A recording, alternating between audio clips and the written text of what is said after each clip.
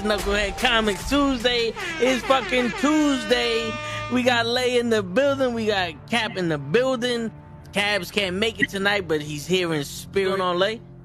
My man, just chilling, brother, chilling. What's up, Cap? How you doing? Doing pretty good. Is that and the father goes shamefully? That's my son. And the other guy goes shamefully. Orion goes, that's my father. Choose fear and hate to run your life. Something you can't do. That was wrong with me from the beginning. I was doing it that way. I was gonna go down that path. I worried. You thought it was Grayson? Sorry, got hurt. It's like not him. Not him. Crack his brain for somebody, anybody that can help, and remembers. Freeze. The media.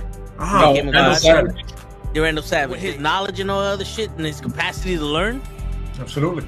This is the only vegan I'll ever eat is grilled chicken wings, because that's like vegan to me. You know what I'm saying? Because the chicken wings are supposed to be fried, but you grill the chicken wings and you put it in some sauce and give it some blue cheese. Is vegan. That's vegan. Like regular moo cow fuck milk. Put it in some Honey Nut Cheerios. Vegan, because Honey Nut Cheerios is good for your heart. You know what I'm saying? Can I steal the question from Cabs? I got it right. Look at this. I would also like to steal. I would also like to steal. I would also like to steal. You're too late. Wow. I stay loose, I stay hype, I stay loose, I stay hype, I stay loose, I stay hype. I could do this all night, cause I do what I like. Yeah, I do what I like, yeah, I do what I like. Sipping goose, sip is right, and I go with the flow. Yeah, I go with the flow, yeah, I go with the flow. Cause I know I'm the show. In the zone, here I go. In the zone, here I go. In the zone, here I go. Yeah, they know I'm a pro.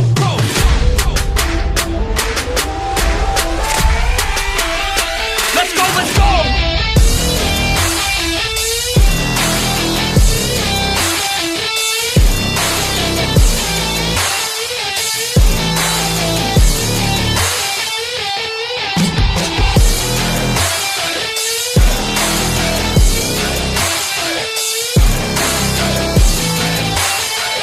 Yeah!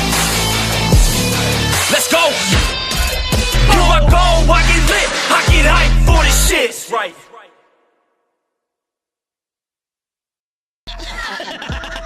Word. He be like, I got a left elbow and a right elbow. I can break your face with an any elbow. Make sure that you get elbowed in your elbow with an elbow.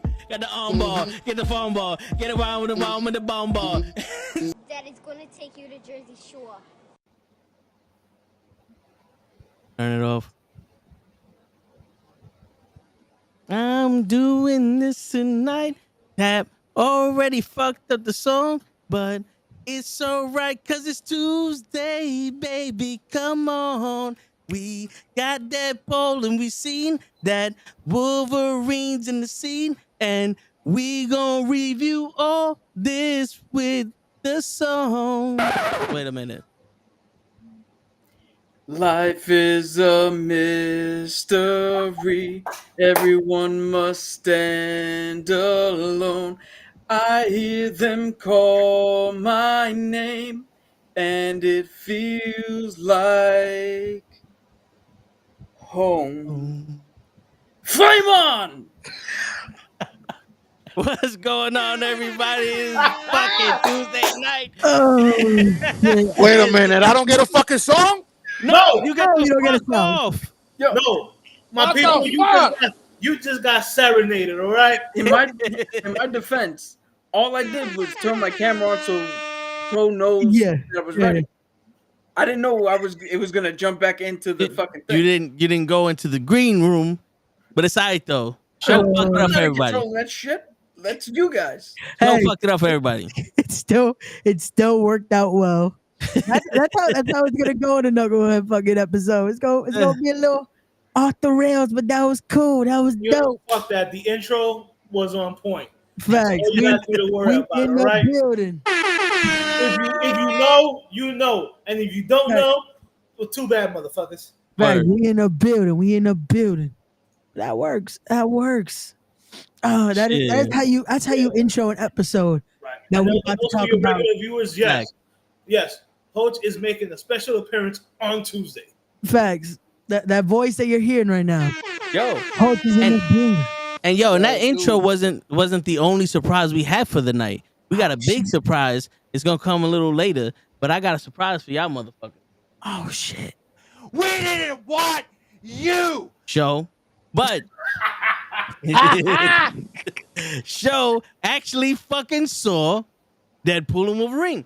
Yo, facts. That is the biggest surprise of them all. Yo, Joe actually watched this movie. before we get to the review of it, let's talk about Paul H and all that. But I do want to say what Reed Richards did in this movie was fantastic. Fact. I would have never thought we would see Reed Richards in this movie. Yo. And he was dope. He was dope. And to go off of, I don't want to give any spoilers just yet, but the bad guy's got a dragon. For those wondering, I was the one that fucked up. I called him Reed Richards. I think they could. I think they could put that 2 and 2 together. But it is time to talk about. We not surprised you were the one fucked up. But it's time to talk about the insanity of finally San Diego Comic-Con happened after us saying it happened like 2 weeks ago. No. After you said it. Toe didn't disagree with me.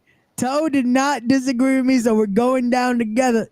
Put yourself back on the screen, goddamn. Shit, going down together, man. Listen, you said it was there, and I said, you know what? He's supposed to know shit, and apparently he didn't know shit. Wait, I didn't know. Aren't you the journalist? Ooh. Not on Tuesdays. I'm usually on any day that ends with Y except Tuesday. But now that San Diego Comic-Con has come and gone, holy shit, Hall H was insane. Yeah, In the membrane. I actually had the privilege of watching the panel. So I've seen, of course, watching it streamed, you don't get to see all the trailer bits that they had and all that other shit. But I saw, I was gonna say, wait, so did you get to also see the movie? Because they showed it at Hall H. Did you see it again during the stream? Which was crazy because even them doing that was like, this is what told you how insane San Diego Comic-Con was this year. They showed what movie? They showed Deadpool and Wolverine during their panel. They after they did like the little portion there at the panel, they said, how about we just turn this into a movie theater right now? And they showed the movie for everyone that was there. Wow. Get the fuck out of here. Yeah, so for the portion that was Sean Levy, Hugh Jackman, and Ryan Reynolds, they showed just mark my words. Yeah. Once before I am no longer on this beautiful earth, I'm going to go to San Diego Comic-Con. Yeah, Yes. that's this. And I will go there after I'm off this beautiful earth. All right, I've been to the one at the Davis Javits Center. Same, I want to go again, but definitely I need to go to San Diego. Yeah, nah. Yeah. So do I. Excuse me, San Diego. Yeah. German for whale's vagina. That's right. Matter of fact, I'm going to New York Comic Con this October. Yeah. Nice. I'm starting to think this is racist. Sold out, right? Huh? Are the tickets already sold out? I could check right now. I don't think so, but they might not be any. I know Friday and Saturdays are the good days. I think Thursday is like when they set up, and then Sunday everybody gone. Yeah. So the 4-day packet is gone. Thursday and Friday and Sunday are still available. Bless you. Yeah, Thursday's up, Friday's up, and Sunday. Yeah, Saturday is Gone. Yeah. Yo, but the VIP ticket is $575. Yeah, but you get a lot of shit with that. But I don't see not one PB touch. But this is I don't think that happens. not the Adult Expo. Yeah, I don't think that happens at New York Comic Con. I don't think that's cool. Yeah. Yo, but for the 500 VIP pass, you get all 4 days. Yeah, you get shit. I just closed it. I think you get the 4 days, and then I think you get extra perks with like meetings and shit like that. Oh, okay, that's not horrible. For $500, Pikachu better touch my penis. Fuck that. Reserved seating in Empire and main stages, guaranteed access to all panels, all other panel rooms, first access to purchase separately, ticket events, first access to purchase autographs, photo ops, and more. You get the access to purchase. Yeah, you get the access for the Yo. exhibitor exclusives. Ray, have The you ever show been to floor. a Comic-Con? Yes, I worked 2 years back to back at Comic Con. No, but Man, have you been no, there nah, as a fan? No, yeah, I got to. Yeah. I roamed Yeah. the. So Yeah. you know access is everything. No, yeah. Oh shit, you get a private ATM. What? You get a private lounge with light catering, a private ATM, and a free coat and bag check. That means you don't have to pay for them to check your bags. They check- They check it for you. They check it for free. 20% off at the official merch store in the New York Comic Con. Access to exclusive hotel block. The fuck Oh, is you the get- hotel block for? Well, If you're because out if of you town. want to put the hotel together, you get enough blocks. You can just put them on top of each other. It's the Lego set. Complimentary Thursday ticket for a friend to join. We get the fuck you ticket. So yo, That's the who wants plus to come one. today just to Yeah. help that up? Hold on. Yeah. Hold on. You the one who said there was no pee touch. Now you're mad at the fuck you ticket? Well, for the friend, shit. Complimentary 30-day membership for the Popverse. Fast pass line for photo ops and autograph. Wait, I thought I already got first access. Why I got a fast pass? Oh, fast pass when you do your thing and they're like, all right, come back here at this time. And instead of waiting online until then, you just show up at the time and go on. Oh, here goes the best one. The PP touch. No. The Look, you anal get touch. this ticket is valid for one person, age 6+, Thursday, Friday, Saturday, and Sunday. Prices do not include ticket fees. Wait a second. Time out. Rewind that. Hold on. Wait. That only means if they ship it out to you, you still got to pay the fee for them to mail it to you. It said You're prices do gonna- not include ticket fees, shipping, and taxes. Will be calculated at checkout. Yeah, that makes sense. No, if I'm paying next to $600, that shit better be included. Add the $5 extra fucking dollars and let's call it $580. Kiss my ass so what? Yo, I love how Cap was trying to help rationalize this while we're just like we're acting. Because I will not sit like here and watch you denigrate Comic Con. You know what though? If the tickets are still available, I might do a Friday and a Sunday. Yeah. Sunday you clean up. Ain't no lines. Yeah. I mean, Yeah. there's One One of the years I worked Comic Con, doing Sunday wasn't bad because like that's where you get everyone that's just trying to like last minute pick something up, buy something, and you get people that actually want to just generally buy shit instead of just, oh yeah, I might come back. It's like Sunday, no, people are buying and actually, it's a nice flowing day. And sometimes you get that one guy that's selling figures and be like, yo, I really want this, but this is already too much. And he be like, yo, take that and 17 other fucking figures for the price of the 3 here. No facts. I'm not taking this shit back home. Well, how about the naked Madonna? Take that shit too with you. I remember that Sunday I bought the Nickelodeon box that they were selling it, I think for like $120. The guy gave it to me like, yo, we just have a bunch. Yo, you want to give me 50? I'm like, I bet. There you go. When I was there, me and my boy, we ended up going back on a Sunday. And at this time it's already too late. It was tickets that were lost and crows found. The passes. Got Yeah. So we used those on Sunday too, and we was able to get the Spider-Man, the one with the hologram. Ooh, okay. The red cover and the black cover signed by the original artist. Oh, Nice. that's fire. That's fire. Which I still have somewhere here that I'm pretty sure I've never even taken them out the plastic. So in a couple of years, I'm going to see how much they work. Especially now with the way they have Spider-Man included in the MCU and all that other shit.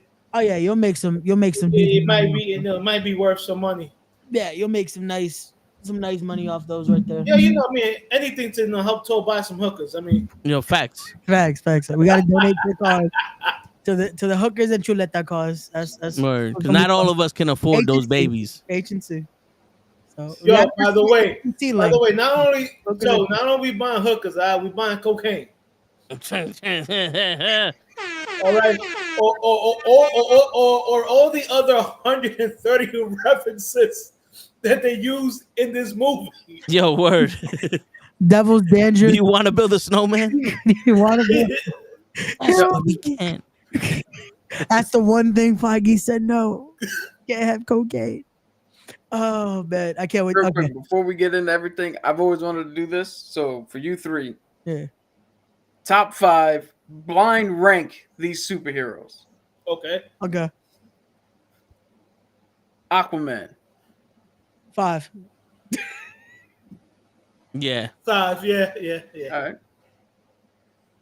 Angel. Or Archangel. Okay, I was about to say Angel, or I would say Archangel. I would say 3. Yeah. Yeah. I can go with 3. I'll put him in 3. Yeah. Doctor Strange. 4. Yeah, I was gonna say 4. So we got 1 and 2 left, right? Yeah. Yeah. Watch it be Ooh. Squidward And Daredevil. and Electra. Give me the 2 words. Fine. Billy Batson, aka Shazam. 2. 2. Carol Danvers. Wow. Hold on, wait. Time out. I didn't Word, say, you cheating, my man. anything You yet. cheating. I didn't say it. I was still thinking. So Sorry, you Captain cheating. Marvel for me 1 and Carol Danvers 2. Word. You're welcome. I guess Got yeah, you. Hold you're stuck with Carol Danvers is 1. It's funny, you put Captain Marvel at number 1 when you should have put Captain Marvel at number 1. Yeah. Listen, that's all right. At the end of the day, Aquaman's still a bitch. Word. You know, had I had the foresight that you guys didn't like Aquaman that much, that would have been the last one for 1. No, I just put it at the end just because I thought You know what? get better. I'm gonna correct myself. It's not that I don't like Aquaman. Is that they don't portray him as good as he should. Yeah. Wait, you don't like Lobo playing Aquaman? No. It's not even that. It's like they really just say, "Oh, he can swim fast. He can breathe underwater, and he can communicate with some animals." And I'm like, "Yo, he's telepathic. He can do a lot more than just that." Like, give him make him look like a fucking G. You know what I'm saying? That's all my point. Like, it's like, oh, he can breathe underwater and he can swim fast. Like, that's all people know him for. Yeah. Nigga, that's called living in the project. Because remember, if you can't swim, you bound to drizzle. Facts.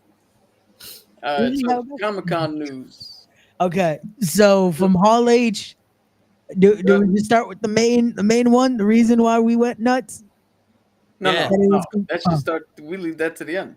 Oh, okay. We get rid of all the morsels first because they really wasn't too much. Okay. The reason why we all went nuts is because Mercedes Moné and Britt Baker got into a fight, and Tony Khan announced at Comic-Con San Diego that there will be a match at All Out Wembley. That wasn't at Hall H though. That was just Comic-Con. Listen, I don't give a shit. That was at Hall. You wasted our time. We knew this shit was gonna happen. Shut the fuck up. Thank you. That was my rant. You're welcome. You. Thank you, Dave LaGreca. Wait. So what else was announced at Hall H? Well, I was gonna go through the movies. Okay. Yeah. Captain America, Brave New World. We found out that Giancarlo Esposito is playing Sidewinder. Okay. So the Serpent Society is still in Play? It's still in the movie. So basically, they just cut out Seth Rollins, but the rest of it's still there. No, well, we don't know for sure if they cut him out fully. Okay. Because I do know Diamondback is still in there. Okay. You're muted. But in our defense, fuck Seth Rollins. Hit it, Toe. We didn't want you. We didn't want you. Oh, that's when you comment. My bad. So then we did. Then they moved on to Thunderbolts, which they're still being weird about the asterisks thing. There's astronauts in it? No, there's the asterisks at the end of the name. Oh. Which means to me that that's obviously not the name of the movie. And I think they're gonna do something else. And I don't want to say anything because Lord knows Toe don't like spoilers, and I might be right, and so I'm not gonna say much more. But Well, what kind of spoiler are you talking about? I'm the title of the movie and/or team. Are you trying to say that that they might do the Midnight Suns? No, not at all. So is Wesley Snipes in it? No, Are you sure? at this point, no. But Is Blade gonna be in this movie? unless Wesley Snipes is there, I don't think Blade exists. Facts. Oh, we do have an update for Blade. Ray had it yesterday, but you know what? We'll Fuck get it. to the- Fuck it. Spoil it. And if it sounds like you're fucking around with my emotions, I'll mute you and let you fucking talk. How's that work? You're gonna mute me and I talk? No, Well, yeah, he'll I'll mute you in my from his- thing. Yeah, Oh, he okay. won't be able to hear you. I think this is gonna be, instead of the Thunderbolts, I think this is the Dark Avengers. God damn it. Nah, I'm just fucking. Ooh, you know I was what? saying, wait a second. Did you say that? I think you Okay. said that. a while ago. Fucking Cap. He doesn't even know what he's talking about. I'm talking about show. Word. The Avengers So- are black now? Shit. They have a dark Anda mode and diablo, a what light The mode. fuck? I said Dark Avengers, not Black Avengers. Yeah, racist. I mean, look at Ray. Ray's the darkest thing on the screen. He ain't black. And he had a problem with them yesterday. And you stop saying that. And I told you, not, the one part of the podcast, not the clip, is the first thing I see tagged, and I'm like, this motherfucker. I was like, I'm not sharing this one. Leon, I don't know. I'm gonna have to go see Despicable Me 4 before I can give you. I can tell you right now, unequivocally, this movie is better than Despicable Me 1, 2, 3, 4, Minions 1 and 2, Kung Fu Panda. Hey, don't mess with Jack Black now. Yo, facts. That last Kung Fu Panda was good. I saw that movie. Yeah, not better than this movie. Nah, No, number it one- wasn't better than number this one was, well, number one was better. No, it definitely was. I'm just saying. It was a good movie. So, then we had we got into Fantastic Four. Mhm. We now know that the Fantastic Four is called First Steps. That's the official title, Fantastic Four First Steps. They are set in a retro futuristic 60s New York, which is in a different universe. Okay. So it's a different multiverse, not in ours, and not the one in Doctor Strange. They thought it was going to be Multiverse of Madness, but they just made a Doctor Strange movie. And we know for a fact that the Fantastic Four are going to be in Doomsday and Secret Wars. So we at least have those three movies that they're going to be in. The Rome movie and then the two Avengers movies. And now we can... Then they brought out the Russo brothers who are directing Avengers Doomsday now. Hold up, Cap, before you do that, I would like everyone to give the full attention for the returning, defending Yeah, Cavs is in the fucking building. my man. Everyone thought he was dead, but he was fine. He was bulletproof, drinking his wine and on time. Holy shit. Holy Someone, shit. Let me turn on, let me turn on my camera for this. can everybody hear me? Yes. Y'all can hear me? I sound good? Yeah. Yes. Perfect. Look, first of all, I have a bunch of messed up equipment. Look at this headset. I just came out of nowhere. What's up, everybody? My bad. Yo, Holy shit. This cameo is better than any cameo we got in the movie. Yep. That's it. Yo, Wesley hold on. Snipes, eat your heart out. Return to the match. About time. I see your flame on. So did you like that cameo? Dude, we'll get into it, man. All right, let's get into did I come in for the Star Wars stuff? My favorite stuff, or is that last week? You walked in as soon as Cap was about to announce Dr. Doom. Okay, let's go. Perfect. What's up, everybody? Joseph, Mr. Loki, Leo, what's good, my guy? What's up, everybody? It's good to be back. Oh shit! What up, Let's show? fucking go. I told you Let's we was gonna fucking have a go. surprise Let's tonight, fucking baby. go. All right. You know, it's been a while. A lot of changes in my life. I'm in a new place. I'm married. You know, new job. I got a lot going on. Sorry, y'all, but I'll try to make some appearances here and there. But let's go. What were we talking about before I got here? Hold on. Just for the fans at home. We made him sign a new contract. We're gonna make him do this till he's 90. But I'm 90. We brought him back from Fox, baby. That's right. What up, show? I see you, show, working hard, bro. It's always good to see you working, bro. We also got Hodge too. Hodge is in the building. Yo, facts. I heard Hodge back there. Hodge, did you watch it? I watched it on Sunday. Perfect. Because spoilers are gonna be aplenty. Yo, facts. All right, let's get to this Dr. so Doom shit. Let's get to that. Because So we got some. they bring out the whole thing that's going to be Dr. Doom now instead of who was that other guy? Who the other guy that likes punching white women? According to what's his Ant-Man name? Krang? Is it Krang? Kang. Oh, Kang. Wang. Yeah, Wang Chung got kicked the fuck out, and now we got Victor Von Doom. The pivot is crazy. Yeah, and even crazier is they got RDJ to play Victor Von Doom. Now, I don't know how I feel about that. I want to hear you guys first before I give my whole spiel on this shit. Oh, can I go? Go ahead.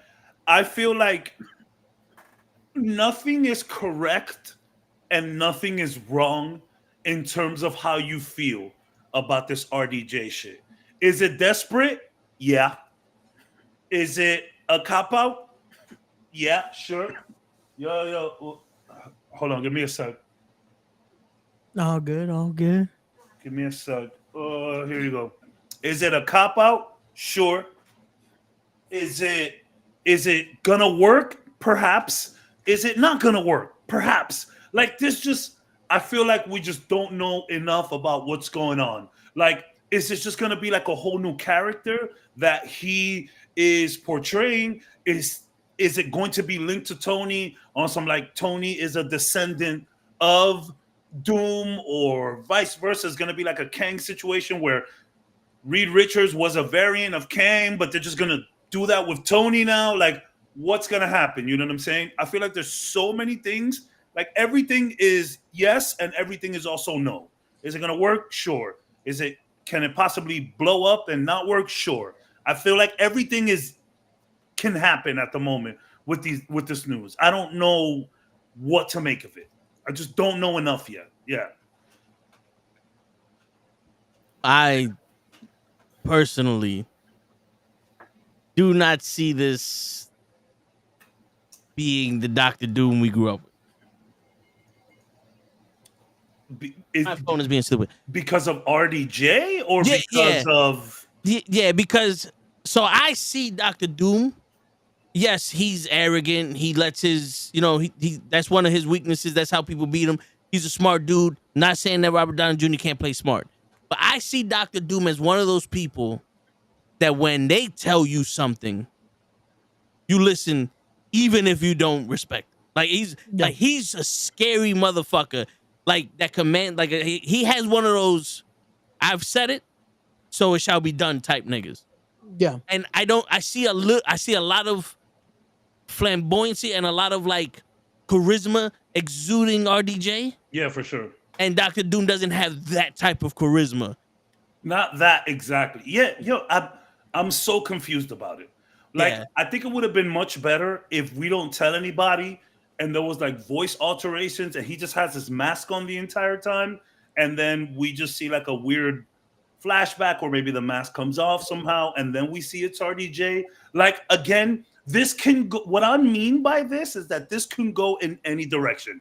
Yeah. Is it desperate? Yes. Can they possibly work out a crazy story where a lot of these people that grew up with Tony, battled with Tony, lived with Tony, you know, can they build a scenario where they are now facing a Tony in a different light? Anything is possible with this news. It could be catastrophic or it can be the coolest thing ever. It's just, I don't know where I'm at with it. I just don't know. Yeah. So with those little theories that you had, it made me think, because there are theories that there were dates at Endgame where that Tony went back and stopped Kang from doing shit.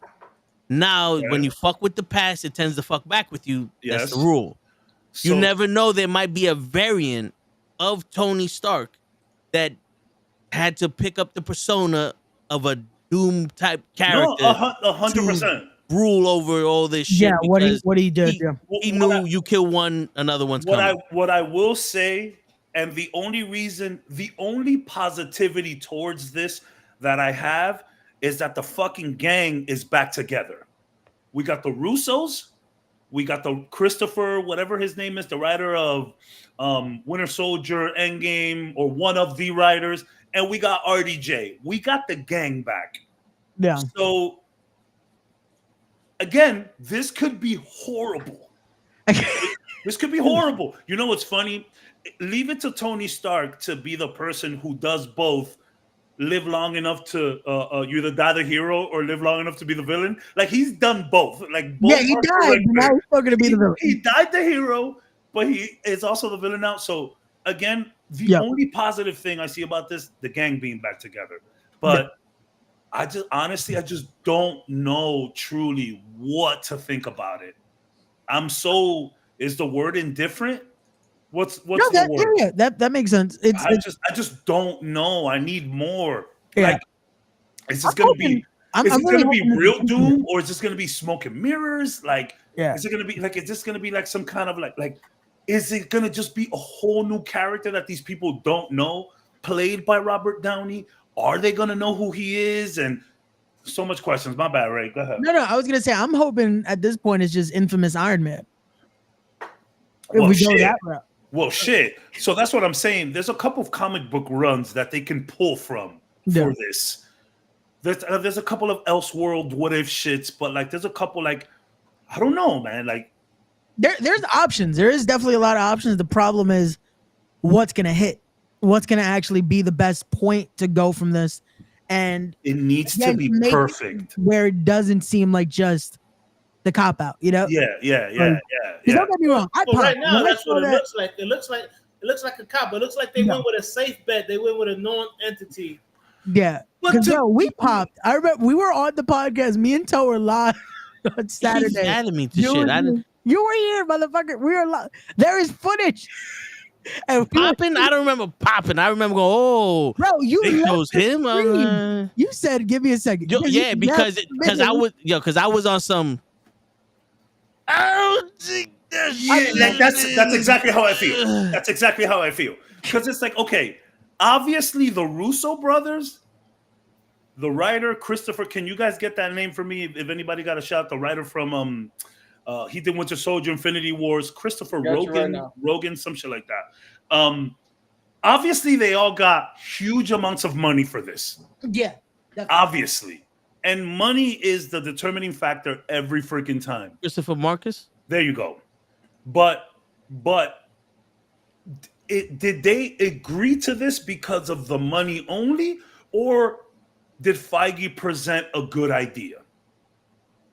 You know what I'm saying? Like, is it all money driven, or did they actually have something planned, something good written that Downey said, all right, you know what? I'll put the jersey back on for this. At the panel, the Russo brothers said that they had an idea that they were afforded an opportunity for an idea because of the multiverse and how it functions and variants. Well, what they meant to say was because Jonathan Majors is out here hitting white women. That's what they really meant. That's where the opportunity came from. But yeah, like, you know, Robert Downey seemed pretty out of the MCU, but I mean, the amount of money that they must have thrown at this man, right? We're talking about Deadpool making close to $500 million. You feel me? Offered him So a nice $500 million. Yeah, They- I wouldn't mind that. I wouldn't be surprised that it's closer to a billion. hold on, Like, I'm getting the number right now of what they Okay. paid him. I heard that one of the stipulations for him Well, no, playing no. Doctor Doom was the Russo brothers directing it. Okay, yeah. So that's what I'm saying, right? So like, and I'm thinking, I'm not talking about Deadpool. I'm talking about the bag that Robert Downey got. Yeah. Like, I'm pretty sure this is gonna make him extremely rich. Like $500,000 seems $500,000 in crazy royalties, maybe stake into Disney, MCU, whatever. He probably has that already, but He's getting paid more than 80 mil. and he's made 75 mil, he said, from all the movies. So he's getting more than what he's made out of all that. Like, obviously he's getting So a that's humongous bag. 40 mil a movie. Oh shit. Jesus Christ. Plus more. Who knows? Plus- Yeah. So is it money related? Perhaps, but I'm just gonna hold on to the fact that maybe they have something cooking to the point that it's cooking so well that it got the attention of the Russo brothers and Robert Downey. Coach, you want to say your piece? I think Marvel went with a safe bet. They know what the Russos bring. Yeah. They know what Robert Downey Jr. brings. You know, they wanted to keep it. Let's, for lack of a better word, the last couple of movies was ass. Yeah. Yeah, they were fucking horrible. So I wouldn't be surprised if they're like, listen, let's go with a known entity, something that I know is going to have people in the seats and not people questioning if we're doing the right work or the right job. And it already just doing it because it's getting us talking. You know, like it's getting us to that point that we're conversating about it now. So it's like it did step one. Well, now yeah. Step two is let's make a product. But I mean, I would have Everyone's loved always Henry Cavill. talking. Everyone's always talking about the MCU, but there's definitely a lot of chatter. Yeah. Cap, let me hear your thoughts on this, man. My initial thoughts were, this makes no sense. Yeah. Because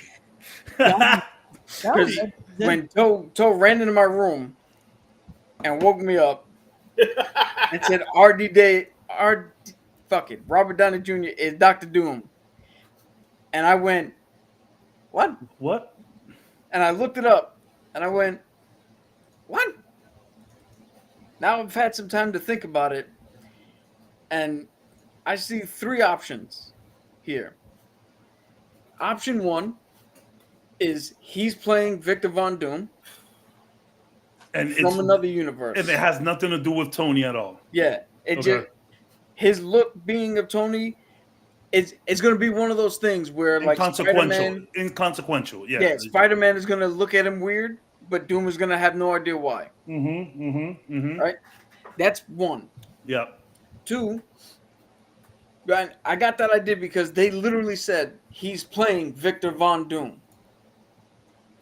The other fucking idea I had, or the other possibility, is he's playing an alternate version of Tony Stark who was, had to put a suit of armor around the world, was prepping for like a doomsday, and they gave him the moniker of Dr. Doom because he was so panicked over what he had to do. Would you hate that?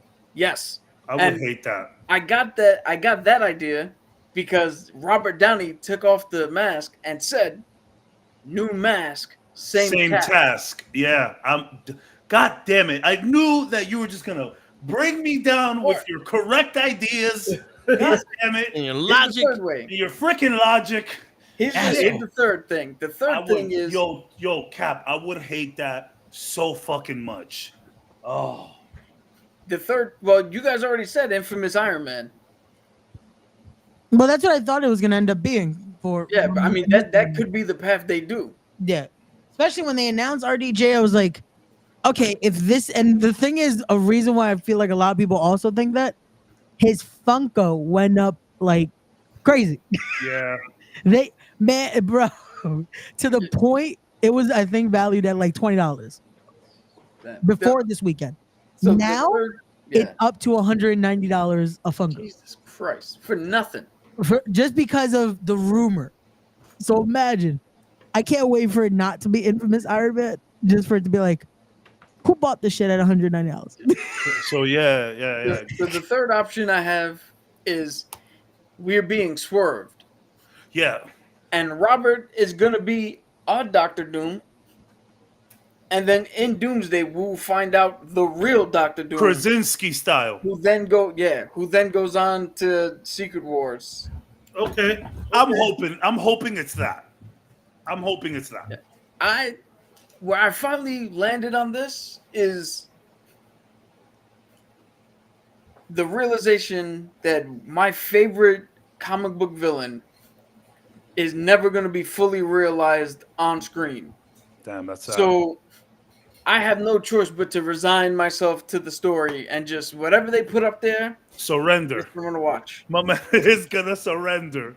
I have no choice because yeah, I hear you, man. Yo, you jokingly said mentioned Star Wars when you came in. They are trying to rip Star Wars out of my heart piece by piece. Yeah. And I'm not going to let them do that. I've been hearing about that.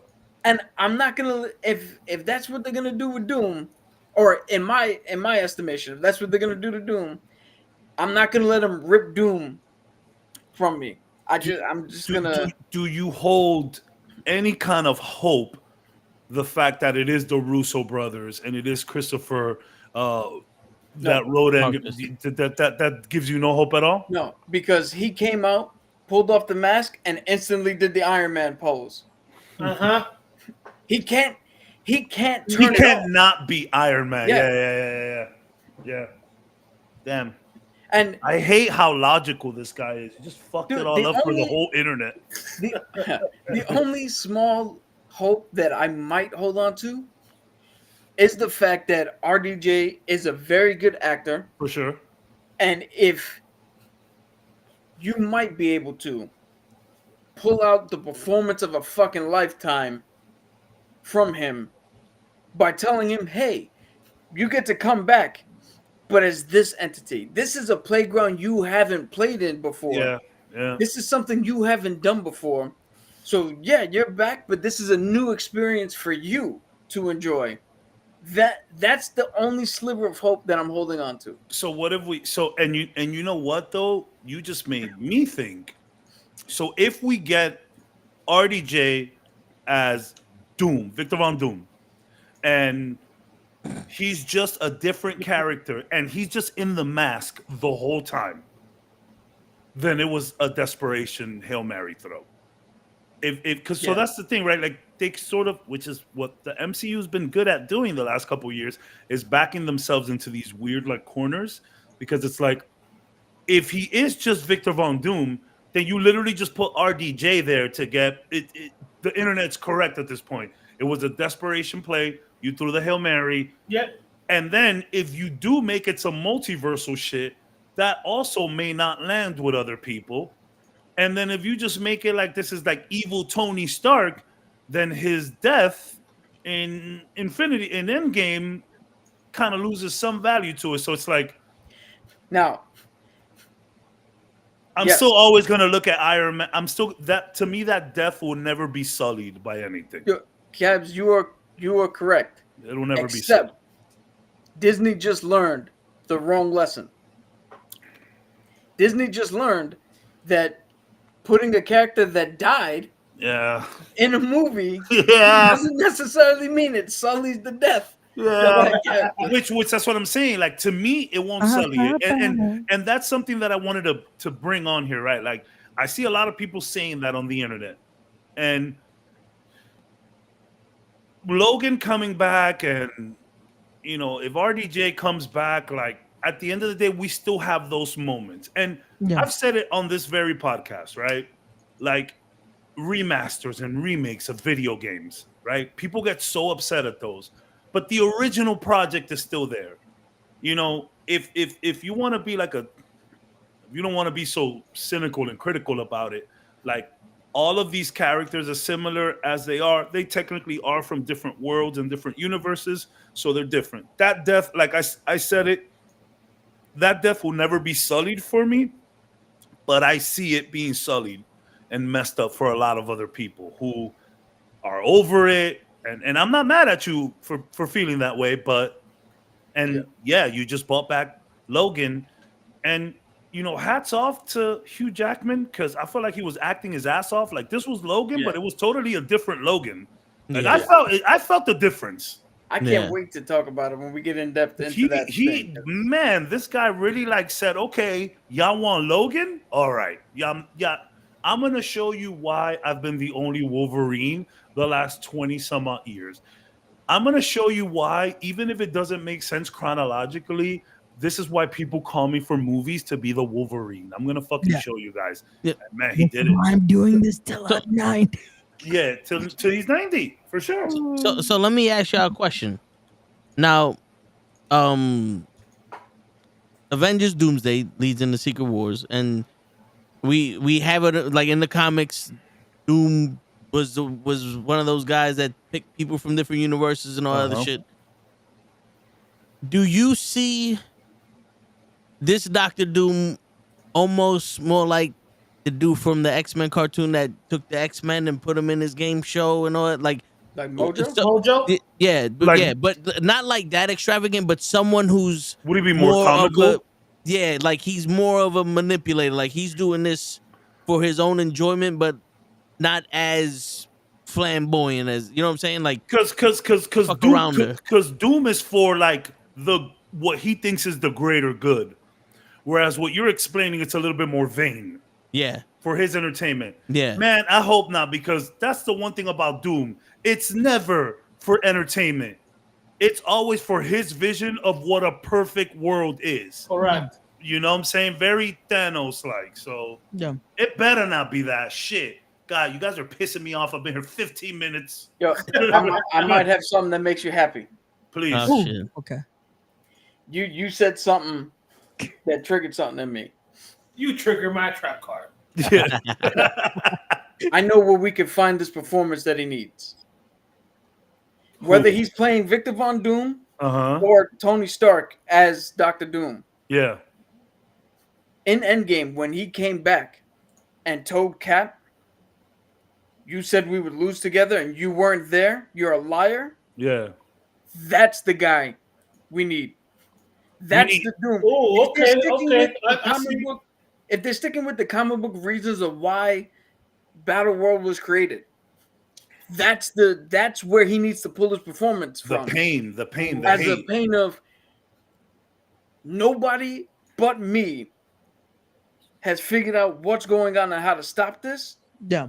I'm going to save what I can and make the hard decisions because nobody else can fucking do it. So like I'm gonna pull everybody in and boom, we made Battle World. So Tony wakes up from whatever slumber or whatever it is, and he just remembers the pain and goes fucking Ultron.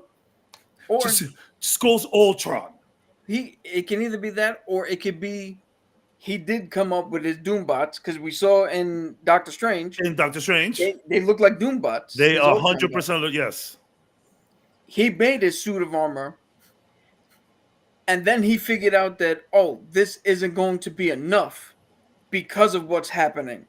And then, because I can explain the comic if you want to right now, but he figures out what's happening and why it's happening, and then reverse engineers what he needs to do to maintain some semblance of a victory, because that's why he made Battle World. I'll still be upset at that. Some semblance of a survival, essentially.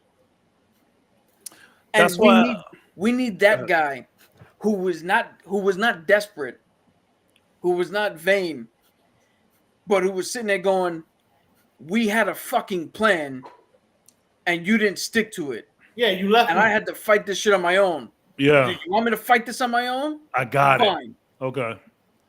I don't hate it as much now after that. But now question. Would this do anything for you? And this goes to the panel. Well, we have a moment because apparently, and I guess this was said before all of the Jonathan Major stuff, but they kept saying that Spider-Man would be a big part of Secret Wars and all of that shit. So would you guys? How would you feel about a moment where it's like, Spider-Man and evil Tony or Tony as Doom, and like they have that moment, like Tony, it's me, man. Would that do anything for you? I want to jump in first with this. Please. If he's playing Victor Von Doom, I would hope that all of the scenes with him not wearing a mask happen before Spider-Man shows up, and then the only time Spider-Man sees Doom is in the mask. So he doesn't He never know. sees. Yeah, because if he's playing Victor Von Doom, then again, it's not going to mean anything. If he's playing an evil version of Tony, Tom Holland is going to have to pull from somewhere deeper than I don't want to go when that meeting shows up. Yeah. Because he's going to know Tony. We're going to know Tony, but Tony's still not going to know him. Yeah. Ding dong. All right. Texas got something. Hear me out. Cabs always feeds me the good blood. We got the IV going. Hear me out. And I know Cap said something to this, but I'm gonna go with this. Evil Tony. Same motivation. This isn't Victor Von Doom. This is Evil Tony.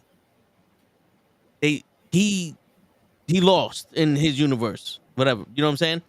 And then Spider-Man tries to bring him back. All that shit happens. He makes the metal arm around the world. He's going at it. And in that, he makes Victor Von Doom, Dr. Doom, and someone else has his army of metal soldiers fighting Tony Stark and his thing, because now all his what you're saying, sorry to cut you off, but I just want to get it. So all his tampering creates the real Victor Von Doom. So what happens is Tony he fucks around and finds out, because what's at this point, Victor Von Doom already runs Latveria. Yeah. And Tony wants to do the entire world. And Tony overreaches. So he wakes the beast. He goes, I told you not to fuck with me. Okay. Now I'm involved. And Victor Von Doom comes up and he defeats Tony, and he goes, you guys couldn't handle him yourself? I'll run the motherfucking world, because apparently you guys can't be trusted with it. And he creates Victor Von Doom, and Tony Doomsday Von Doom has to stop Doomsday, because this is Avengers Doomsday. And we side with Victor on some you know what, this guy's right, not Tony. Fuck Tony. Tony's always been wrong with the suit of armor shit. Yeah. And with that, Doom could find out that Tony was fucking with the multiverse. Yeah. And Doom could be replacing Kang, because it was Doom's technology that Kang was using. There was a lot of Easter eggs about that. Yep. And Doom could have realized there's really nothing we can do to stop this incursion. So whatever the fuck that's happening. So the only thing I can think of logically is we get the best from each fucking multiverse, and we put them all in one shit on some what they did when they ended the Ultimates or some shit, and that's how you get Secret Wars. This is I know both of y'all have touched on this, but this is the best scenario for me, where Tony is just like a proxy, right? It's just all smoke and mirrors, and he somehow brings out the real Victor Von Doom. On some funny Iron Man 3, the Mandarin. Remember that? Yeah. Funny enough. You just hit it. Trevor Slattery is Victor Von Doom. Is it Victor? I see him more than Tony. That's so funny. But yeah, I like this. Like, whether it happens like that too, or more like Cap was saying it, I like the whole, hey, look, this is just smoke and mirrors. Yeah. So did you guys hear that one of the plans for Deadpool Wolverine was that they were gonna just record like 10 minutes of like this other really bad movie? And it was called something cop, and it's like and it was just like a buddy cop thing, and you would go in and you're watching this like buddy cop movie, and the point was for it to be really bad, and then 10 minutes is just Deadpool takes over, and it's like bam. So maybe like some smoke and mirror shit. Like I think in a weird way or in a fun way, actually, is what I mean. I think that's what the MCU needs the most. We need to get back to being able to hide shit better. We like, you know what I'm saying? Like a lot of these cameos, we heard that they were gonna happen. We heard like, and obviously some of them were more out there than others. Yeah. So we were still surprised in the theater, but we were also like there was, and we'll get into it obviously, but there was one big one that I was like, man, these two been playing a joke on the world for the last couple of decades. Like they didn't fucking like each other. Yeah. And when I heard about this, I was like, there's no way he's gonna be in this movie. And then it ended up happening. So I feel like a nice little smoke and mirror little game like that, like, yeah, we don't need Tony. Here's the real Doom. I wouldn't be mad at that. Yeah. In fact, that might be the best scenario at this point because Well, I can't wait till we get to the cameos because I know there's somebody in the cameos that you personally hate. Sir.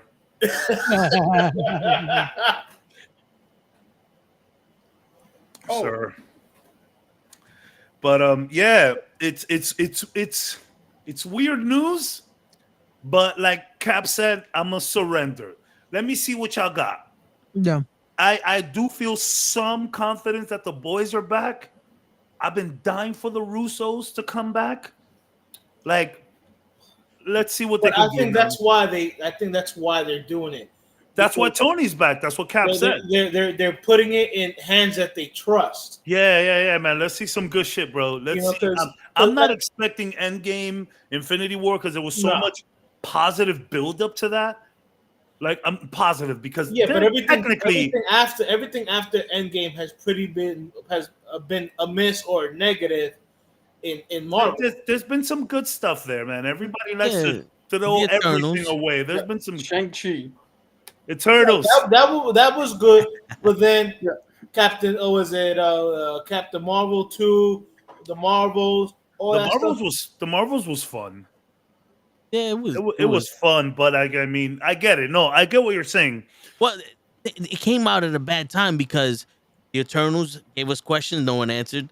The Marvels came out after Secret Invasion, which gave us questions no one answered. It's almost like they said, "Hey, everybody, remember that shit you saw? Yeah, don't." And that's how we explain it. Did you watch Miss Marvel? We spoke about it. I mean, did you watch She-Hulk? We put it down there. We said it. We mentioned it. Hey, there's the thing. Yeah. Gabs, you said that you're not expecting Endgame or Infinity War. I'm not. I am, for one specific reason. Okay, we've seen the Russos handle a shit ton of characters in one movie. And lore and backstory. So I'm expecting the same level of care for these two movies that are supposed to have massive amount of characters in it. The emotional impact and weight of Endgame and Infinity War, I'm not expecting because the build-up. That's what I meant. That's what I meant. But if the quality of the movie is down, that's a fail, and I don't give a shit who is directing it. Like the quality of movie has to be at least at the same level. Okay, if you're bringing these two guys back. Which, if anyone's gonna give us that quality, is those two gentlemen, and hopefully we get that. But yeah, interesting news. Well, we'll see where that goes. They could listen. There are things they can touch on that would be cheap pops because Kamala Khan and Spider-Man, those are two very emotional characters. If they were to get, and we're gonna see Spider-Man. Situations. We're gonna see Spider-Man, and hopefully they put Spider-Man in some fucking symbiote. Yeah, because not for nothing, when Spider-Man died, we all teared up. Kamala Khan is in a similar situation that I think that would be an emotional heartstring that would get tugged on with us. For us, because there's a lot of people that hate that girl, unfortunately. Yeah, but there's the fucking Galaxies, Guardians of the Galaxy.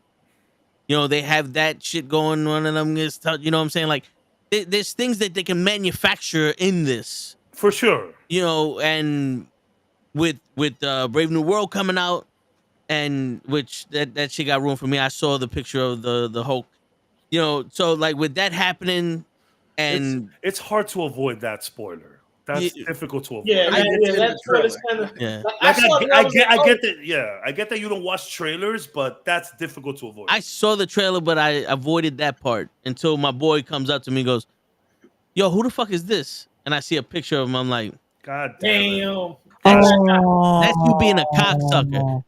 He's like, "What?" I said, "I didn't want to see that shit, asshole."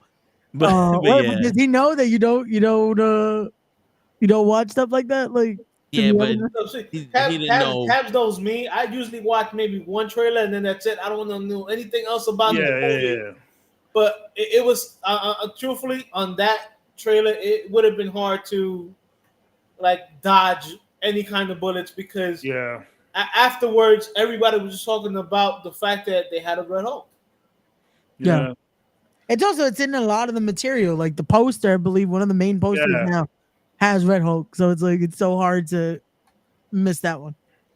Yeah, but I mean, I think they can do it. It's because Deadpool 3, Hugh Jackman alone pulling out the fucking heartstring. Yeah. Yeah. My man was acting his ass off. He was acting like the rent was due. He was trying to make sure he got that due. The rent was due, fam. And he like before we get into Deadpool. He delivered. Yeah. Are you guys? I'm sorry, Cap, go ahead. Well, no, before we get into Deadpool, I actually had a question for you, Marvel Jesus.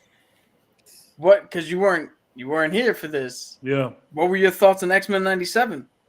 So tell me you didn't watch it. I haven't watched it as a whole. I've been watching pieces of X-Men '97. It's just, but I mean, from what I've heard and what I've read, X-Men '97 it's a 10, bro. The entire thing. I saw the tough parts with Gambit. I got to see that. I know what happened. I know what happened beginning to end. I just watched it like I would watch one episode, then 2 weeks later I watch one, and then. But no, X-Men '97 is incredible. And if we were to go on an animated route, I wouldn't be mad. But are we going to focus? Because after Secret Wars and everything, I think we're just going to get a lot of X-Men stuff. We're going to get a solid universe of X-Men, right? Do we link 97 to post-Secret Wars? If it's a multiverse... I don't know. I think we're dead in the multiverse. I think they might want to start from fresh. Yeah, that's what I'm saying. I think we dead the multiverse after Secret Wars. If Secret Wars is if it's killing multiverses, you can mention it. You could show it. You know what I think is gonna happen post Secret Wars? It's gonna be a situation like the old Saturday morning cartoons, where like the X-Men world, Spider-Man world is kind of like the same? Similar. They're just upstate. I think we're gonna start focusing on one universe moving forward after Secret Wars. People forget in the late '80s, early '90s Spider-Man, you had X-Men in there. Yeah. And you had him visiting the Danger Room, and you had him training with the X-Men. Everybody stopped by Spider-Man's crib. Everybody the Punisher, Blade. X-Men, Avengers, Ghost Rider. Everyone pulled up on Spider-Man. So that's what I think is gonna happen. Where we're just gonna have like this base Spider-Man X-Men world. I think the Avengers won't be an afterthought, but Avengers are just gonna be like, hey, they're over there. I really think we're gonna focus on X-Men solely after Secret Wars. But yeah, X-Men '97 is a 10. Did you guys? I know you guys like X-Men '97. Yeah. Like this, you can't dislike some of the best thing that we've seen Marvel in the last couple of years. Like, it was great. I mean, it was hard to get over the Gambit scenes. That's my boy Gambit, but but what a way to go out though. Yeah. But the reason I think that X-Men '97 was fucking fantastic is we interviewed the writers of the original X-Men cartoon, as we know, and we watched them sit there saying that they put in things that they hoped that we understood, that we were, come to grips on and all that shit. And then Right. we watch X-Men 97 and it grew up with us. Yeah. Like it was, yes, it's still for kids, but it was also like, hey, I remember you 30-something-year-old, 40-something-year-old. Yeah. I know you were there at the beginning. And This they is didn't for you fuck as well. around. Like, So you want to see something crazy? I never opened it. Oh shit. I have it closed. I don't want to open it. I don't want to open it. Look, sealed still, bro. And I don't want to. I don't want to open it. I don't. It's funny because Toe gave me one of those, and I have it in the same plastic I would put a comic book in. And you guys could try this address. I don't live here no more. It's all good. You could go see Word. whoever you want over there. but yo, Ray, use that address for your child support. What? We'll talk You- about you that missed- off stream. Oh yeah, Yeah. Ray got You 256 missed the thing, kids. No, he got like what? How was he? A 496? We'll No, talk it about was- that. Yeah, no. That's I checked. Yo, John, we're not talking about your kid. We're talking about Yeah. Ray's 397 baby. Yeah. kids. Okay. He's a deadbeat dad. Okay. Jesus. Yeah. It's I get it. That's But not true. He loves at least 4 of them. It's 397. That's because they know where he lives. I got one question before we go into Deadpool. real But- quick. go ahead.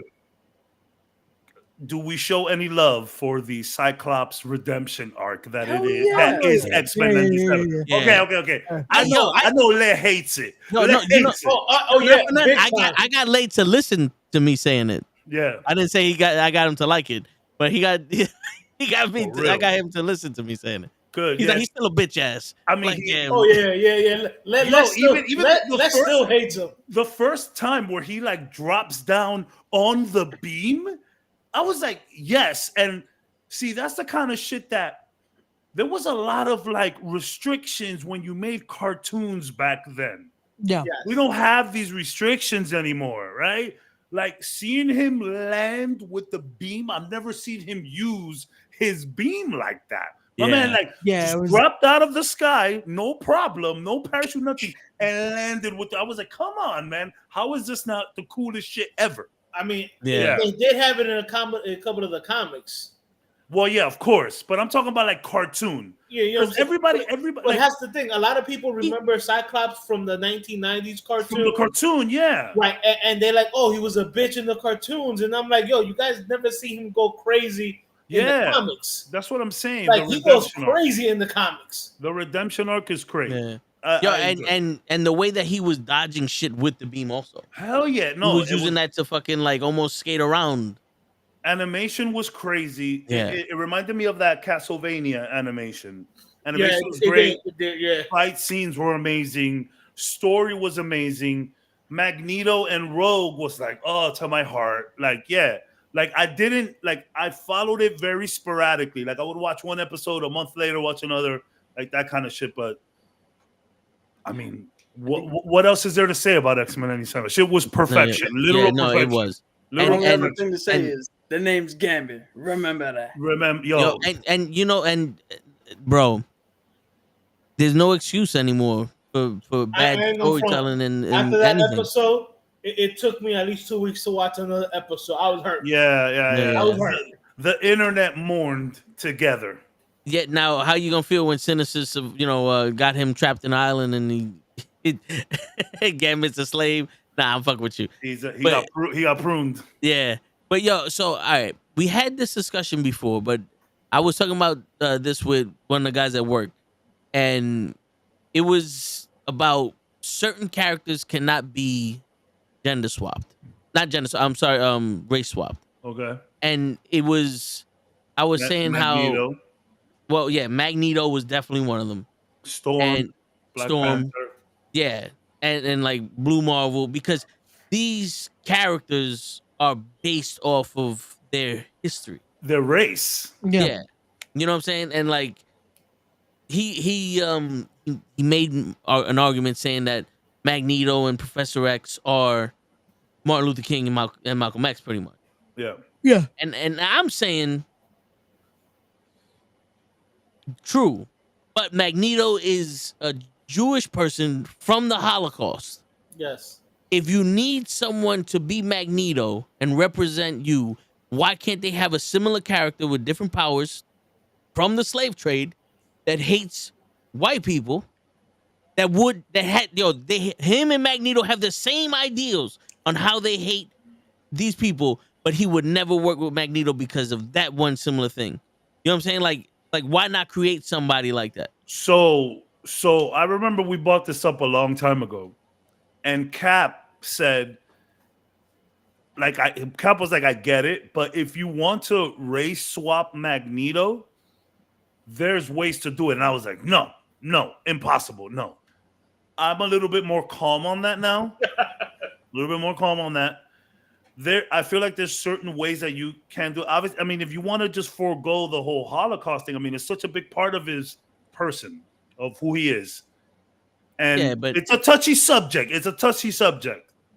But like, I don't know if you want to touch that. Is where I'm going. I don't know if you want to take it there. Do you want to take it there with everything that's going on? Do you want to try that? Because my argument to him was Captain America was black, but Steve Rogers wasn't.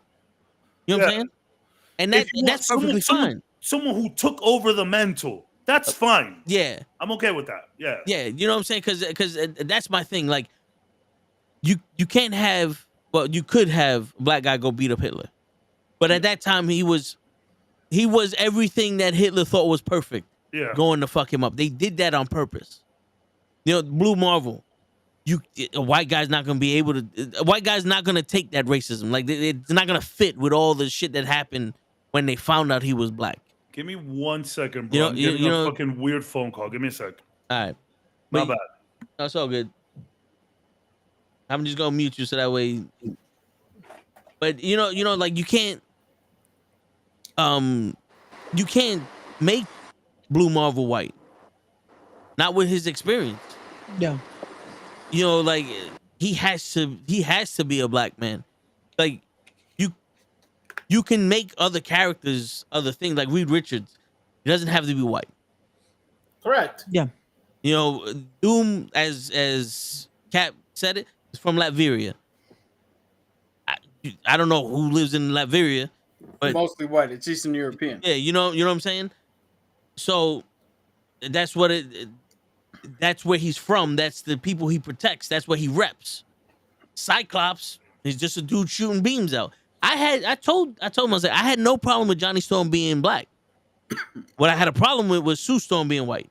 Yeah, I was about to say you got to make both of them because they're brother. Yeah, they're brother and sister. Yeah. Because the thing you're is, gonna do one, you gotta do both. Yeah, like, make it all make sense. Because now you stretching with they're adopted and all that other shit. Because it's like, wait a minute, you're telling me you adopted a genius and raised a genius and sent them both to fucking the genius school and you know what I'm saying? Like, you know, wait something. But hold up, now you're pushing a little bit. You know. Yeah, just un poquito. Yeah, I don't know how you feel about that, Cap. You know, and Hoach. Just race swapping in general or specific characters? Both. Both, because it's hard for me to say with specific characters, but also in both because why not have a character with a strong background? They didn't race swap Spider-Man. They made a Puerto Rican black Spider-Man. Yeah. So I'm 50-50 on it because certain characters need to stay the way they are, as we discussed. Although in this conversation, I just did think of a way to make a black Magneto. If it wasn't my original way, then a brand new way to make a black Magneto. But certain characters like Camille Nanjiani being Booster Gold. That I'm okay with because the thing with Booster Gold is he's a dude from the future who's a bullshitter. He just got tech and he knows what the fuck's happened because he studied what happened in the past and he's bullshitting his way through being a hero. That is more personality and action than a specific race or something. And Camille is if you ever watch him in this thing, he's perfect at being the fucking bullshit artist. Yeah. I think that casting makes perfect sense for the character. The Bronx is popping right now, huh? No, it's Hodge. Oh, that's Hodge. Yeah, sorry. Yeah, that was somebody in my fucking building going up to the roof. Asshole. Okay. Oh shit. Yeah, so For some reason, I thought that was gonna be show. I was like, damn, what is happening out there? I muted the show to make sure it wasn't him, but it Yeah. was. I mean, if it was show, that mean he getting pulled over. Yeah, fact. Word. yeah, just remember, hands up, out of the window. Yeah. Yeah. No, for real. So the whole race swapping thing, is it more advantageous and better in the long run for people who haven't seen themselves in comics to get their own characters and their own stories? Yeah, because then they have something that they have from the grassroots that they can fall in love with that's theirs. Can certain characters be race swap? Yeah. Can certain characters not be race swap or should not be race swap? Yeah. Yeah. Like Steve Rogers should not be race swap. But if you want to jump it from, but if you want to take Steve Rogers out of it and just go straight from Isaiah Bradley to Sam Wilson, all right, that's an option you can do. I mean, it's a crazy option, but that's an option that's there. Yeah. And again, if done correctly, it can be, you can get away with it. But why? I don't understand this obsession with I'm going to call it what it is. The laziness of not wanting to come up with a new character, just taking one that already exists and changing it. And I know coming up with a new character is hard. Coming up with a new idea is hard. Trying to sell it to fans is hard. Fandoms, which everybody knows I'm not for, are some of the hardest things to crack and break toxic. into. And sometimes it seems like they're never happy, even if something's good. I know a bunch of people who don't like Andor because there's no lightsabers in it. It's like stupid. It's a good fucking show. Anyway, Great show. And this is coming from a big Star Wars fan. It's a great show. So I feel like there should be a bitch. One of those sentences. This is a great show, bitch. Yeah. So the whole thing is we gotta push more. We gotta push more for creators, not only to have the courage to take the stride to make new characters, but we gotta ask fans also to have the courage to give the space for new characters to 100%. 100%. Because everybody didn't want more people added to the Green Lantern Corps, and then we got Simon Baz and Jessica Cruz, I believe, a Spanish woman and a Muslim dude, and now they're some of the favorite fucking characters that Green Lantern has. Yep. Because the fans allowed the space for them to grow, and the characters, the writers to find that character and flesh them out. And now they're some of the biggest fucking Green Lanterns. But also like everyone's kind of like, what's the term I'm looking for? Everyone's like kind of necessity to have these characters be their own. It's like, oh, this is who I grew up with. This is what it needs to be. It's like, also, no. Like, for example, I see, all of the Fantastic Four shit is starting to leak. I'm not watching that trailer until it's a actual trailer, though. Right. I'm not watching that off the phone shit. Sorry. But like, I see everyone saying, oh, this horrible casting. And it's like, you're literally just saying that because Pedro Pascal's not white. Correct. You know what I'm saying? It's the only reason you're saying it. If it was a white guy there, then good. Everything is good. And obviously people still have their feelings about the MCU and Marvel and how shit's gonna, everything now Marvel's gonna fail. Like everything moving forward is gonna fail. But you're only mad that Pedro Pascal is Reed Richards. If it was any other white guy, you would be like, hey man, let's see first. But because of that, so it's like at the end of the day, look, here's the thing. It's hard to tell whether diversity castings are sincere or not. It's hard to judge that. Like, we don't know what happens inside to judge that. What I'm saying is that they're like, people were like, oh, they just did that because they're the diverse role. And it's like, well, what if they just crushed it in the audition? Is that not possible? Can the black and brown people just not crush it? Yeah. Can they just not? It's just like, nope, it's impossible for them to crush it over the white guy. Put the white guy. Put the white girl. They can't. So it's like, it's hard for us to know that, but this world that we live in, people just automatically go to what they go to. What I'm saying is, I don't have a problem with gender swaps and racial swaps. I don't have a problem with any of that. But some people can smell the bullshit. Some people can smell the laziness. And some people could just smell when it's like an actual thing, right? And it's just, we all need to chill about how quick we react to it, because you never know what's going to happen. And sometimes it works, sometimes it doesn't. Like, people are still tripping about Black Little Mermaid. Like, they did a Black Cinderella 20 years ago and everything was cool. You know what I'm saying? Like, yeah. We'll talk about how Brandy killed it. That was amazing. That was amazing. Like, we're talking about fictional characters here, bro. Like, you know what I'm saying? Like, and we don't know how they're hiring these people. And my whole thing is, I'm at this camp with it. It's like, at this point, doing the diversity hire is gonna get you. You're dead on arrival for doing this shit. Now, the woke mob is crazy.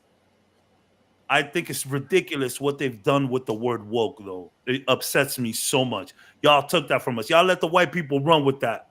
Because there's a lot of brown and black folk doing that woke shit, and you let the white people run with that word. That was our word. That meant something completely different than what it does now. Y'all let white folk run with that, whatever. But it's just a matter, it's like the woke mob, just like chill, like, right, just chill. Like, it's okay. Some of these things are good. Sometimes they work. Sometimes they don't.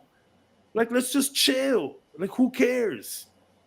Like, as long as it's done correctly, and as long as, like, you don't always think the worst about it. Like, if you do this, like, you're basically dead on arrival now. Doing the woke shit, because I don't believe in using that term, it's so stupid. But you doing the woke shit, like, bro, like, they're not gonna fuck with your shit. So the fact that they still do it, knowing the backlash, that just, to me, makes it seem even more sincere sometimes.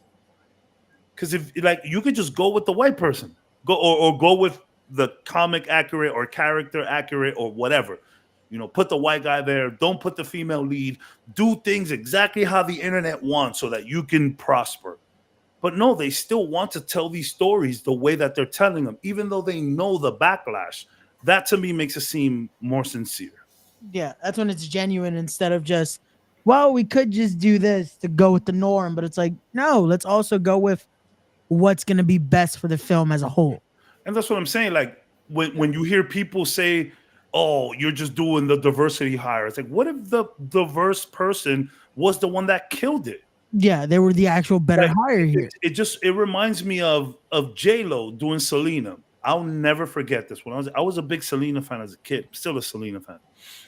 I remember Univision, Channel 41, on the news, they were talking, there was, thousands of girls lined up to be Selena.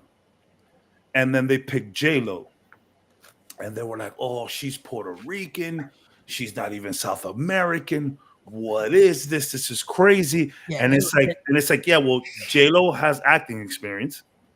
J-Lo has singing experience. J-Lo's done this. We can make her look like Selena. That's nothing a little makeup can't fix. We're working with a professional, Angelina from down the block that looks just like J-Lo probably ain't never sang a day in her life. Probably ain't never acted a day in her life. I'm saying, so just because the diversity hire got chosen doesn't mean that they're not qualified. Yeah. They probably went in there and just destroyed the audition, and they said, "Look, we're probably gonna get flamed for this, but you did such a great job. Fuck it, get on." Like, why can't it ever be that? Why is it always the opposite? That's my point. I got a question for you guys as the token white guy on here. This is a sincere question because I understand the need for representation, and I understand that somebody who looks like me has been represented as many fucking times as you could fucking count. Yeah. Like, this entire shirt, with the exception of one black dude and one blue dude, is a bunch of dudes who might as well have white skin and blue eyes. Yeah. So I get seeing myself on the screen physically. All right? But here's my question to you guys. If you connect with a certain character based on their core values, based on how they handle situations, based on you like either their aesthetic or their background or something that they have is similar to what you have, is that not also seeing yourself Yeah. up on screen? Yeah. For sure, 100%. But you add on top of that you look like me too, and that's just the icing on the cake. Yeah. Saying, like, you know, that's the icing on the cake. It's Like, I'm not gonna lie, like I play video games where I don't like most of the characters that I like identify with, and like my heroes are fucking Japanese guys, right? Right. So I get where you're coming from, but would I love to see some Dominican characters do their thing? Yeah, I would love to see that. Yeah. I'm gonna You know what's real quick. The funny thing is, we all sat here and felt that way about Miss Marvel. Yeah. We all sat here, saw that show about the Indian culture. Sorry. And we was like, we all have that aunt that's nosy. Yeah. We all got that overbearing mother. Yeah. We got the father that's there. We got the sibling and all that. Their culture, even though the food and everything's different, they treat each other the same way. Mm-hmm. And we felt like it was home. Mm-hmm. It represented the way that our family treats us. I'm mad that went over so many people's heads. Yeah. But whatever. Yeah, I mean, so I could see that, and not for nothing. When someone's struggling the same way you're struggling, it don't matter what color they are. You already identify with. For sure. You know, like that's cool. Like I get what both of you are saying, and Cap, you're absolutely right. You don't need to look like me for me to identify with you. But if I identify with you, and on top of that, you look like me, it just damn. No, it's true because in wrestling, and Hoach could attest to this. When we see Hulk Hogan or Cena or Stone Cold win the title, we love them because we back them. But when Rey Mysterio won the title, it was a different story. When Eddie Guerrero won the title, it was something different. Yeah, it was magical for us. We all raza at that point. Yeah, you know what I'm saying? Someone made it. Yeah, we all raza at that point. Yeah, you know what I'm saying? So it's just one of those things. So this is why I bring up this question here. Because trust me, I understand that side. But I'm going to explain myself a little bit better here. I'm talking about in terms of specifically like changing the race of a character, or for this specific example, somebody in the LGBTQ community, right? Instead of making a character that represents that community, building them out, and hey, this is, like I said, the grassroots character. Right. The necessity to be like, oh, well, make Steve Rogers and Bucky Barnes gay so that they can have a relationship. Why is there a necessity to make them you if you already connect with them so much? That's what I'm saying. Yeah, no. Why make the person you connect with you and not push to see, you know what I mean? For me personally, I wouldn't connect with that. Like, let's say they made Captain America Spanish, I wouldn't like if it was Steve Rogers that was Spanish. I wouldn't sit here and go, "We got ourselves a Puerto Rican hero." Well, first of all, he I wouldn't would, be called Steve. yeah, but you know what I'm saying. But like, yeah, like Juanito I Rogers. wouldn't, He would like be I called wouldn't, Steven. yeah. Steven. You know, I wouldn't connect with it because I know Steve Rogers from the comic. Right. But we connect with Miles Morales. You know what I'm saying? Like it's I prefer do something new. Yeah, that's what And I'm saying. and little message for everybody around the world. If they make someone that identifies with you and you're so hell bent on having someone identify with you, back the character up. Because a lot of the people that they make that diverse character, it's hated. Yeah. What I'm saying is that both of those things could be right. No, it could be. It You know could what I'm be. saying? So like that's Like what it- I mean. Like like- yeah, like Pedro know- Pascal is this, he's the Mandalorian. That's what I'm There's no race in Star Wars, but we're like, yo, we got a Spanish man in Star Wars. That's what I'm saying, right? We have that. So But what's then, up? like, You not good with Jimmy Smits? First off, we're talking about the new shit. All right? I Jimmy understood Smits that is rich. reference. Jimmy Smits is rich. We can't identify with him. And I get where you're coming from. Like, for example,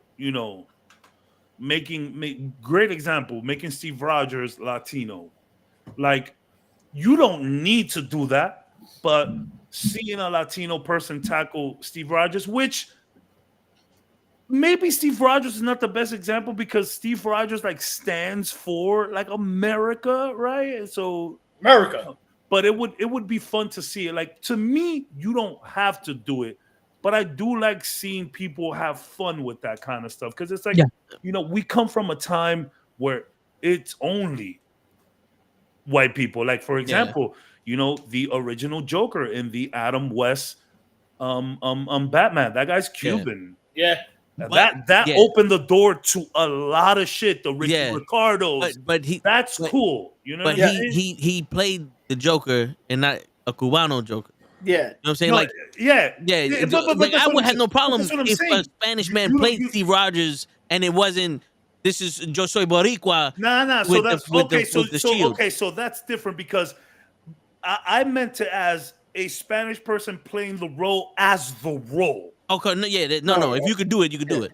But now to have Steve Rogers come out, that would piss me off. Yeah, that's what I was saying. Like Camille Johnny as Booster Gold, perfect sense.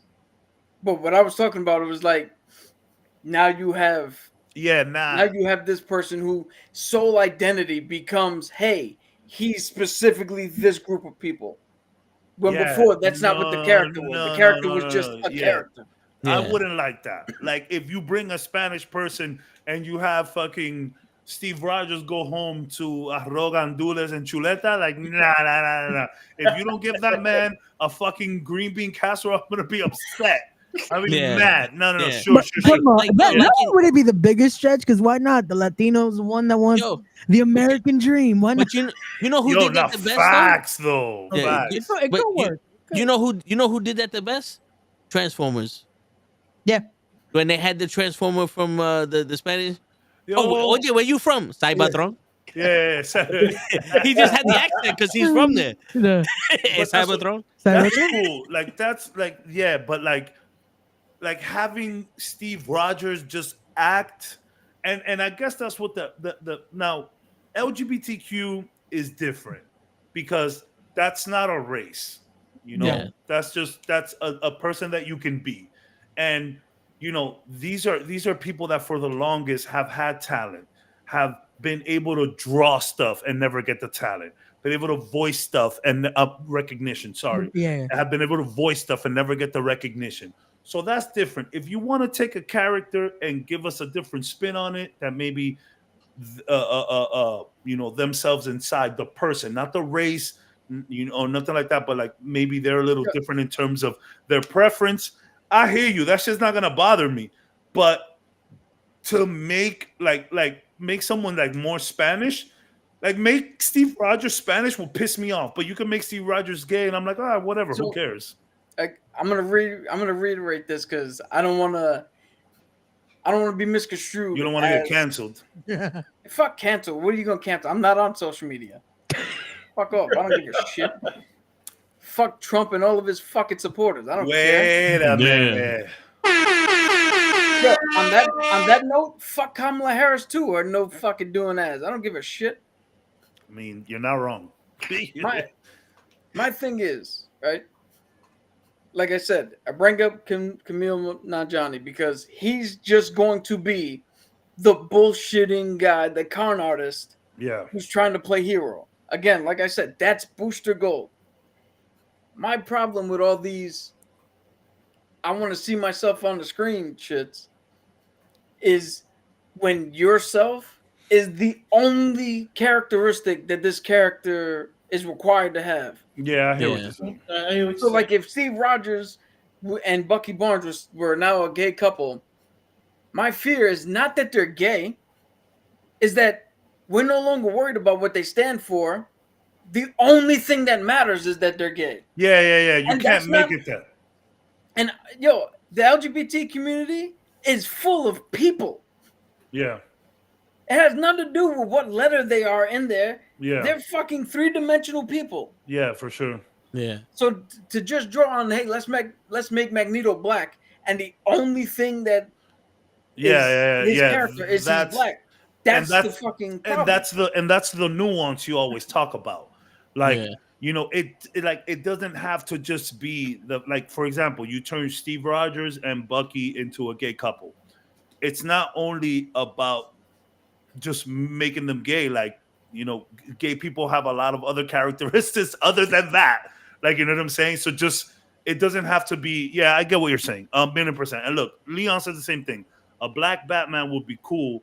I wouldn't mind that. But if you have him play the character naturally without mentioning the fact that he's black, yeah, exactly. Like, it doesn't have to be just about that. Yeah. Like, it doesn't have to be like a Steve Rogers played by a Hispanic person. Like, if Pedro Pascal, right, comes out as Reed Richards and he's like, yeah, where's the tacos? Yeah, I'm going to be upset. I'll be upset. That is not cool. I actually saw a little bit of the leaked, and I know he's not Mexican, y'all. I know he's not Mexican. I'm just saying. Yeah, he's proper Spanish. Goddamn, he's just Chilean. Like, if he comes out with some Chilean empanadas and shit, like. The funny thing is, like, American accent, like, especially when they did, like. So look at him. He did Joel. Yeah, right. He did Joel, and he did Joel great. Yeah. And Joel is an American Texas dude. I gotta say something, because when we first heard that Pedro Pascal was gonna be Reed Richards, I was like, that dude is too suave to be that fucking guy. Yeah. And then I saw the leaked footage and I saw the video, and I have to apologize because he does fit the role of like a nerdy fucking Neil deGrasse Tyson. The science guy. Neil deGrasse Tyson. No, not Neil deGrasse Tyson. Bill Nye. Yeah. He fit that role. That's racist. We said that because Neil's black. You see that? That's fucked up. No, because when somebody wants to talk about somebody smart, he's from the Bronx, and that's the first person. Okay, I hear that. Yeah, that's another thing that I identify with, that represents. You know what I'm saying? Like someone from the Bronx doing shit. Yo, Hutch hates the Bronx. Every time I mention, he throws some shit around. Yo, Hutch, you good, my guy? The fucking Bronx again. I mean, it's better than mentioning the Brooklyn. That's true. Wow. Yeah, why you? So Mr. Loki said they made Batwing black Batman sidekick and had a black Batman and put him in a different city. Yeah, that's cool. Like, I'm okay with that. Yeah. But you know, that was if you make shows that broke. Like, if you make, like, for example, that's why Miles Morales works and not Black Peter Parker, right? Because if you make Black Peter Parker and you make his mama Puerto Rican, his daddy black, and you talk about the Hispanic and African American experience from Peter Parker, it's like, wait a minute, like you don't want to see Peter Parker, Black Peter Parker, talking about fucking you know, alcapurrias and shit. Like, nah. That's why it works with Miles Morales. So yeah, I tell you right now, I'm with though, that. I'm with that. I tell you right now, if Peter Parker was black, that would definitely go further to explain why he's so infatuated with every Marvel chick with a big ass. Yeah, yo, Yeah, facts. you're right. You're right. Respect. Yo, Mr. Loki, if they do that, I will lose my shit. I will lose my shit. Even if it's just like maybe like a rendition of it in the back, like when they first introduce him. Oh, that'd be so cool. All caps by MF Doom. That'd be amazing. Oh, Anyways. that's a song? Yeah. Yo, I read that and I was like, he should come out and face all caps, Yeah, like all Captain America's.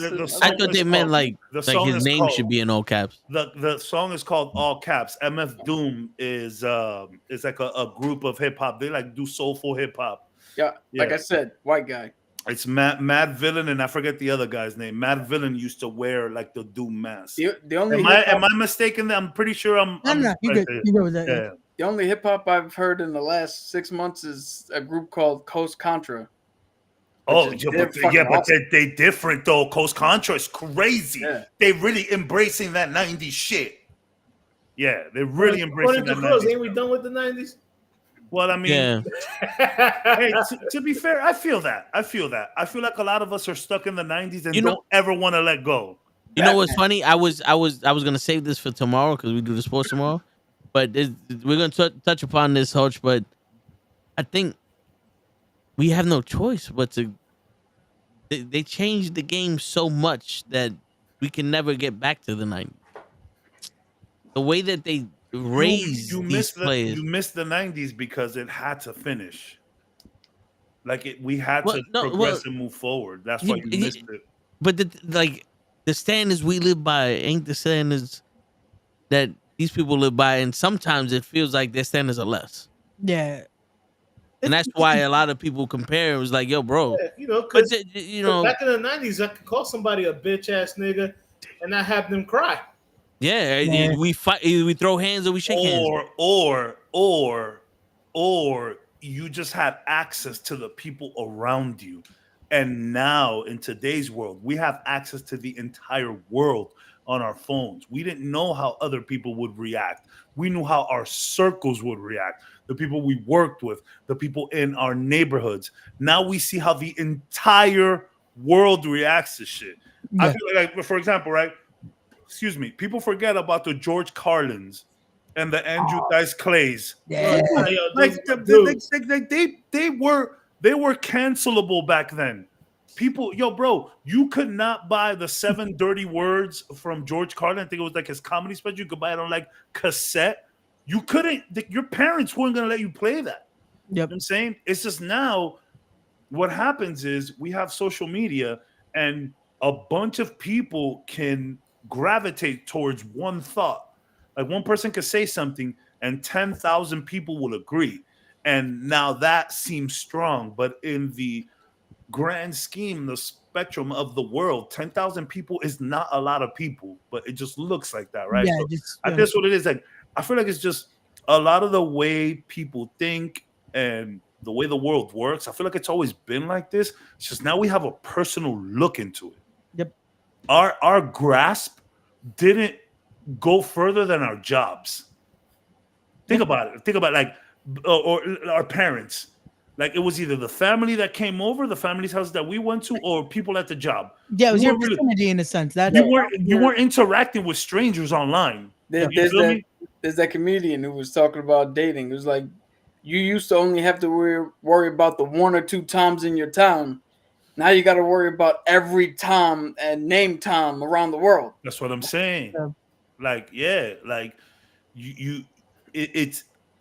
It's a broad look now, and we see it. We have social media, we have the Twitters, we have the X's, we have Instagrams, we have all of that. Well, good, stay off of that shit, Cap. Cap, you're a lucky motherfucker. I'm sorry. It's been liberating as hell to delete my Instagram. I'm not even gonna lie. Like I do have another Instagram that I use, like a personal, like more like a art OnlyFans for like. I'm not that good looking anymore. but like it's like some art shit that I do, and so it's cool. But like it's fun not like seeing everybody just talk about politics and you know what I'm saying, and just everyone fucking crying all the time. I feel like we've always been a nation of complainers. It's just that we could see it now. Like think about it, right? Remember back in the day, you'd go to the barbershop, you were 13 years old, 14 years old, you go to the barbershop, and all the old men in there were just talking about politics. Yeah, now you could do that through your phone with the entire world. Yeah.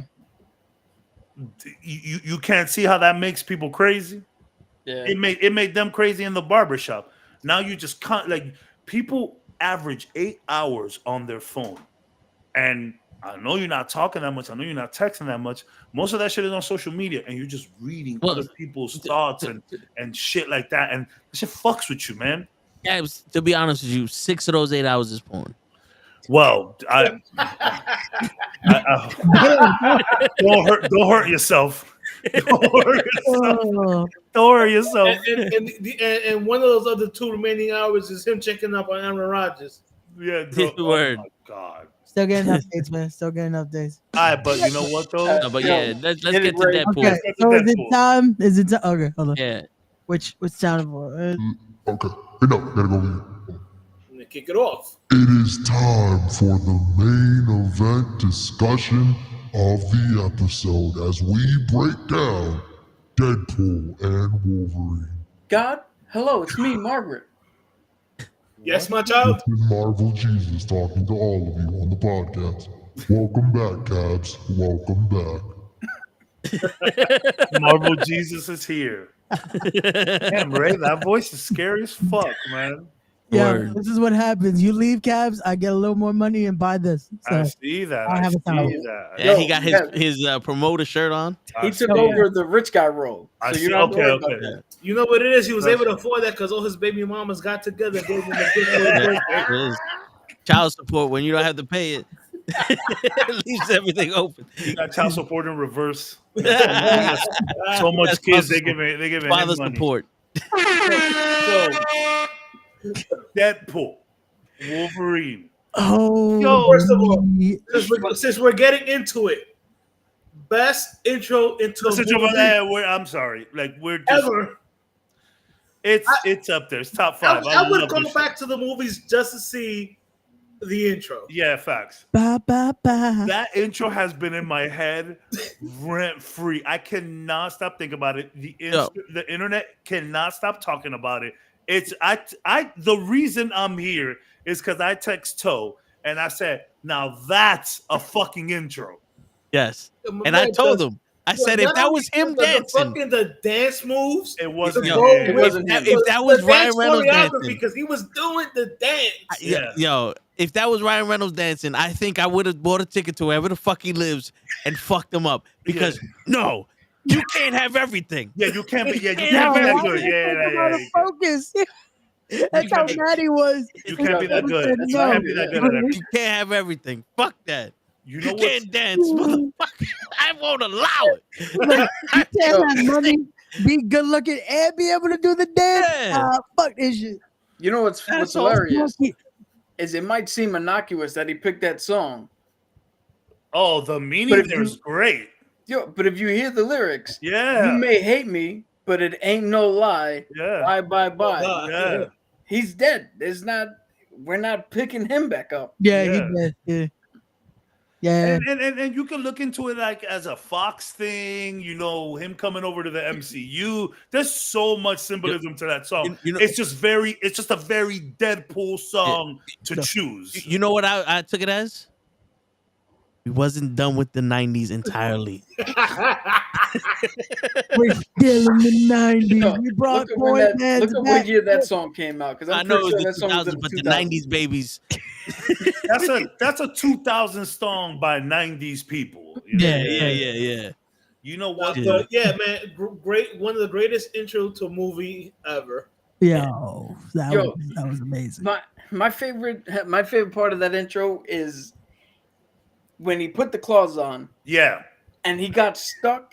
Yeah. And you come to the realization that, it's not you just have claws in your grip. Logan knows how to use these claws. Yeah. They just don't just automatically mean He you're goes, good. I stabbed myself. One minute is like, 1 minute is like, Yo, well, that was great. When he stabbed himself, it's like, you know what? That would be all of us. If they gave us yeah. Wolverine claws, Yeah. we would accidentally like cut ourselves. legitimate Wolverine claws, we'd be in trouble. Yeah, like nunchucks. Like, It's funny when when he takes the bone and stabs the guy in the dick, and he like goes. Yeah, So it's funny because this is the tale of two different movies here, right? Like this is one of the most divisive Marvel movies of all time because this is why I go to the theaters. Nowadays, I only go to theaters for comedies and superhero movies. Yep. I don't want to Oppenheimer. I don't want to pay you $20 to Oppenheimer. I don't want to eat popcorn while I see, some sad shit. I don't want that. I want a fun experience. This movie is just 10 out of 10 fun. This is amazingly fun, but in the grand scheme of the MCU, this movie was fucking ridiculous. It was so crazy. Yeah. It was like, yo, the plot armor was Kevlar thick, bro. Like, yo, you just pull some shit out the TVA's ass, and you're over here, you're over there. Like, they're like, yo, we don't care about plot holes. We don't care about this multiverse shit. We're just gonna have a good old Deadpool time. Facts. breaking the fourth wall. Yeah. Almost every other time. Basically, yeah, it was every other second. We're doing the minute that he fucking starts to like, wait, so we're getting our cameos? Yeah. Like like this movie, like just enjoy the ride, Yo, Cabs, I'm so glad that you're here because a while back I said that I didn't like Spider-Man No Way Home because I brought all my knowledge of shit into the movie and it fucked it up. I respect you. I respected you for that, though. This movie, I brought all my knowledge of shit and it made this movie 10 million times better. Oh, explain that, please. So, yeah. when he goes to visit all the Wolverines, I popped so many times. Dude, the Age of Apocalypse, I could see Vin was like, yo, what the fuck are you popping at? I was like, oh, it's look. He had no idea until I said it, until they showed it more because it was a little obscure if you don't know. When I didn't know that. On the cross. Yes, and he said it too. I don't know. He's like, we don't need you right now. This is not what I'm going for. I said, I was the only one in the theater that reacted to that. I said, oh my God. Yo, seeing him in the brown and yellow. Oh my God. And he goes, oh, you just saw Hulk. With the Hulk fight. Yeah. Like every little bit of knowledge that I do have was rewarded for having that knowledge. Yeah, because it just connected quick. Well, I think especially Ryan Reynolds was like, yo, I'm a comic book geek. I'm gonna give you guys all the references. This was fan service. When it comes to Wolverine, because I'm sitting there like, I remember that. Oh shit, I remember that. Yeah. Oh, and meanwhile, like you said, I was in the movie theaters. I was by myself, but I mean, like I was surrounded by people, but I didn't have anybody that I know with next to me, and I'm hearing everybody else around me going, "What's that? Yeah, and what's that?" And I'm like, "Oh, you idiots! If you only knew, it would make the movie that much better." Yeah, and they also gave us Henry fucking Cavill as Wolverine. And you know what's crazy? I saw him do the and I was the only one that reacted to that. Yeah, I didn't see it. I saw that immediately. Again, one of the things I popped I was for. because I was. You know what's crazy, right? I was looking at his face.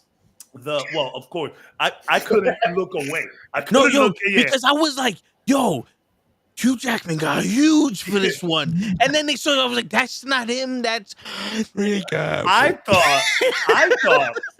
So, because if you remember correctly, they show the back of him first, and Yes. Deadpool's walking slow. Then Then they cut to other Wolverines, Yes. and then they come back to the Wolverine. So I thought it was Daniel Radcliffe.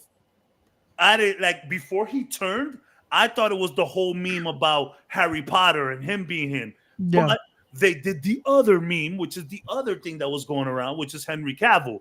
And I love how Deadpool is like, oh, this just feels right. It's like, it does. It does feel we right. did you so much better than the other. Yo, that was great.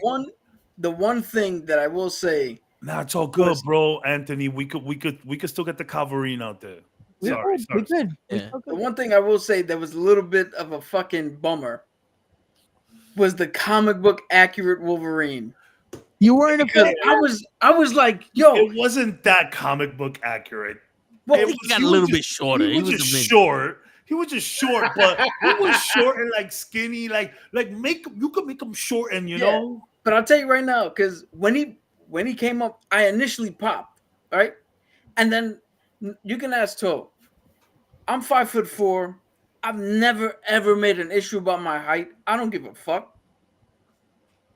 That's the first time I ever saw something on screen, and I went, "Oh, the fucking midget looks ridiculous. He looks so stupid. He looks so fucking dumb." Meanwhile, he says it. He was like, "Oh yeah, look, your little comic accurate Wolverine." There you go. Meanwhile, Tom Cruise is like 4 inches bigger than that.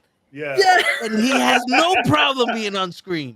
I do believe wholeheartedly though that if they got an actual person who was that height, it would look better than having because that was ridiculous. They literally shrunk a person down, like the symmetry, the angles, like the composition of the body was shrunken down. It was made to not look good. That was She-Hulk level CGI.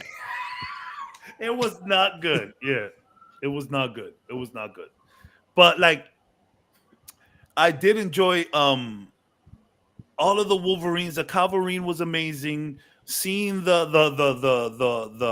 brown and yellow suit, and they look good too. I was like, man, I think the brown and yellow look better than the yellow and blue. I was like, fuck, it looks amazing, and it was fun to see that. And again, this is a romp. This is just a romp. This is just a fun freaking movie. Strap in, just have a good time. Shit didn't have to make sense. And if you didn't watch Loki, you were lost. And another thing, you know what I loved about this, and I'll let you go because there's a lot of people that I've been seeing online talking shit about like, oh, this was just cameo driven, which you're not wrong. But the amount of people who have joined Marvel with the MCU and skipped out on all of Fox, oh, they had a terrible time in the theater. They had a horrifying time in the theater. Yo, this is like Endgame. If you're not a fan, this was the wrong time to jump in. Yeah. But not for nothing though. I mean, this was a fun movie, but when you say it didn't have to make sense, maybe because Deadpool and me hang out on the weekends, I followed. Besides the apocalypse and some of the references to Wolverine, I followed this movie completely. Like, there's a fucking gnat in here, bro. Yeah, I know. Yeah, every time. At the same time talking. Every time. Yeah. So it's like they went and you sit there and you see Ryan Reynolds and he's like, all I wanted to do was matter.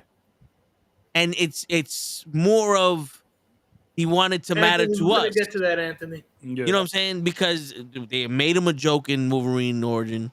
Yep. And then like he originally was Deadpool in the Blade movie. Yeah. But they didn't call him Deadpool in that. And then now he was Deadpool, and Fox sold the rights to MCU, and he's like, what are they gonna do?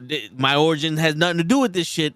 So now he's the first Foxer to come over and have his own movie MCU style, and now he matters. Yeah. You know what I'm saying? Yep. And all the other Fox movies come in and matter.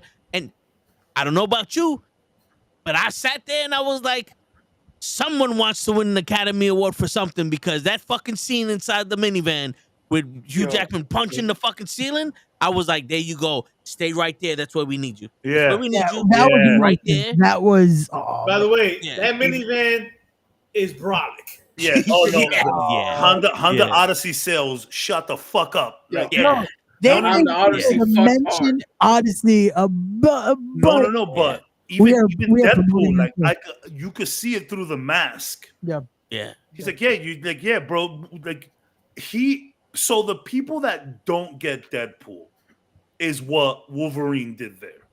The people who don't get the jokes, or the people who are sick of it, people who don't like the fourth wall breaking, the people who don't like the dick jokes and all of the hey, we get it, man. You're cool. You're hip. You have all the comic references. You have all the pop culture references. We get it. That was what Wolverine did there. Yeah. And I think that was very important for everybody, even the people who do fuck with Deadpool. Like, you needed to understand that this is what he does to other people. And I feel like even if you weren't a fan of this movie, even if you were lost, that helped. Yep. Because it's like, okay, it's not just me that feels that lost and over this guy. I hate this guy. Why did I come see this? Well, Wolverine feels the same way. Wolverine feels the same way. Just give him a chance. So, I'm gonna say something, because you brought up the plot and all that. We watched the last Star Wars show that was all about taking the heroes that were Jedi and tearing them down. Right? It seems like we've been tearing down heroes no matter. You look at the boys. They're supposed to be superheroes. Let's fucking tear them down. All this other shit that's going on. This was a movie where the plot of the movie was two guys that are the wrong guys learn that they are indeed capable of doing what is necessary to save lives, to save the world, to be the hero. Facts. And they didn't need to change drastically. Nope. They just needed to realize that if they just take their focus and channel it, that's what gets the job done. And it was just so fucking refreshing to see a celebration of Deadpool looking at Wolverine and going, dude, yeah, you fucked up here, but we know what hero you are. We know what the name in my means. world, you're the shit, dude. Yeah. My world is literally dying Because you're gone. Yeah. And Right. yo, that shit at the end. You know, I'm sorry, but now that you mentioned it, when X-23, and I know I'm jumping a little ahead, but when X-23 comes out and he's like, yo, I'm not this guy that you think I am. And she goes, you were never the guy. I was like, you were. I was like, oh shit. She was Yeah, like, you were literally never the right guy. Yo. Yep. But to see him, and I'm gonna jump around a little bit. Please, yeah. To see him go from I'm not that guy, kid, to looking at Cassandra Nova and going, let her go, because Charles wouldn't want me to kill you. Yeah. And finding that moment, that's the point of the movie. Yeah. Right. That's the whole story of the movie. That was so fucking refreshing to be like, finally, we have legitimate people who second chance is warranted, second chance is earned, deserved, and we finally get to see them at their fucking best now. And maybe I'm overthinking this, but did Hugh Jackman feel like a different Wolverine to you guys, or was he? Yeah. Yes. Yeah. That was a totally different. Like, yeah. I was like, yo, like everybody says that the moment in Logan that he died is meaningless now. I couldn't disagree more. No. That shit made it like yo, like that was the who he need to live moment. up to. That was the moment that helped this Wolverine be who he is. Because in my world, you gave yourself up fucking the most honorable way ever. Let's work on that. You know what's crazy? if you think about it, I'm gonna call it the access point. The access point that turned Wolverine around in Logan and in Deadpool were very similar. Yeah. Because when the horses they got loose, Yep. somebody should help them. Somebody will come. We're already here. And he was like, "Oh, we're gonna help him." When it was the little kids that needed to be saved, he's there. He needs to help them, but he realizes that these kids are the ones that are gonna be the future. That they're, you know what I'm saying? Like that changed him to be the hero that he needed to be because he wasn't the guy. Mm-hmm. When she was talking shit about Xavier, and he turned around and said, Xavier wouldn't want me to kill you. But also, you know why I wear this fucking suit? Because I never wore it, and Scott and Jean wanted me to wear it. And now that they're fucking gone, I wear it to honor them. Yeah. Yeah. You know what I'm saying? That's where he found where he is. Because he said it. He goes, I've seen many people die because I lived fucking 200 years. Yeah. That whole monologue was just him living in regret for not being the guy when he was supposed to be. So now he can be that guy. I mean, the point where they're in his head, and she goes, "Oh, I can make all the voices quiet." And He's like, nah. He's like, I need those voices. What are you talking about? Yeah, no, don't quiet them. I need that. That's, you know, I can't get over how good. Every time he had a monologue going or just talking or just getting into characters, just like, talk to me, Wolvie. Yeah. Talk to me, Logan. And even I was like, damn, William Dafoe, eat your heart out. Because I usually give him the just best monologues in MCU. You brought it up that Deadpool's reaction after Wolverine says everything, where Deadpool through the mask conveys his fucking disappointment in himself for hearing it and knowing it's true, and he just like, I'm gonna punch you now. Yeah. Even that. See, I'm a big fan of Leatherface, Michael Myers. Yeah. The ability of those actors to act through the mask that does not emote. Yep. And have limited motion to instill fear and other shit within you. And Leatherface sometimes fucking empathy. That's acting. Yeah. Ryan Reynolds had to do the same shit, fully masked the entire time. And still give us that. And still make you feel something and still pull out a performance that is nuanced and textured and layered and all that shit. That's good fucking acting. Yeah. Yeah. It was a blast. Like, look, man, like, yeah, there was some TVA stuff going on here. You know, like, listen, I had a blast that whole movie, but I know there's people who are being a little bit more critical about it, and cynical. Be as cynical and critical as you want. I get it. There was some stuff happening here, but this was just a fun movie. Like, someone made a really good point where they were like, yo, this whole movie happened nowhere. Most of this movie happened in the void.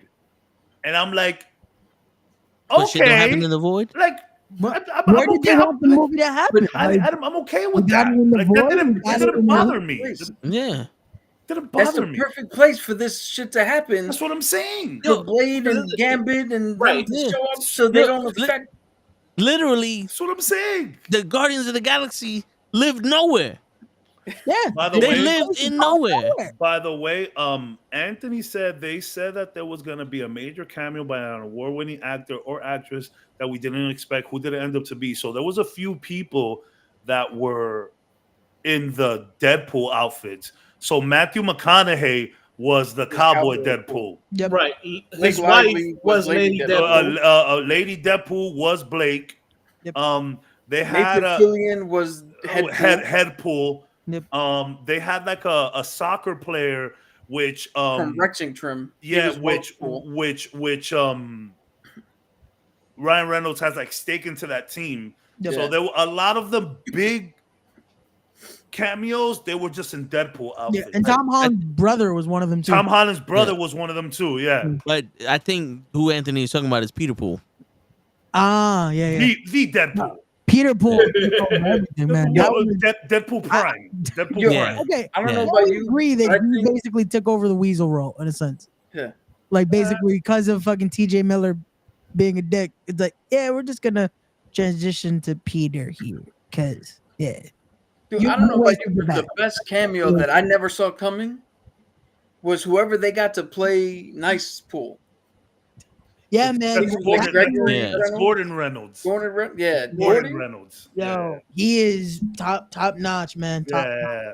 Yo, I don't know where Wait, they got no, this guy, no. but that guy needs to be in more movies. Yeah, Nah, he you know does. who's gonna get an Oscar for this film? Dogpool. Oh yeah. Dogpool's getting all the Oscars. Everyone loves Dogpool. She is winning everything. Dogpool and Dance Pool. So now that we're are talking the top of about the top. cameos, Cabs, how did you feel when you saw him? Yo, Blade was crazy. Bro. I was like, I popped for that. yeah. I was like, yo, hold on. I thought these people didn't like each other, and he says it too. He's like, hey, you didn't like me this whole time. But Wesley Snipes has done a couple interviews now. He was like, yo, look, this has been a joke that we've had going on for decades. I never disliked them. We are friends. Like we're good. Yeah. But I don't know about that. Made the joke in the film, like I never liked you. You never did.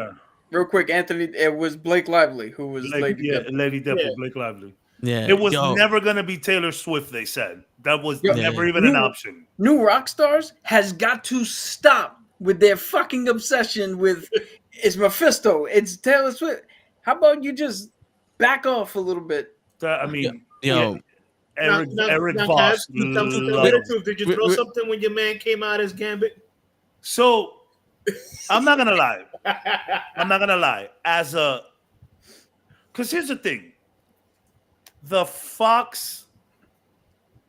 Marvel Fox cinematic universe, there has been some stuff there. I've said it plenty times on here how I love X3 because of Beast. You know, I was a Days of Future Future Past fan. I know you guys hate that movie.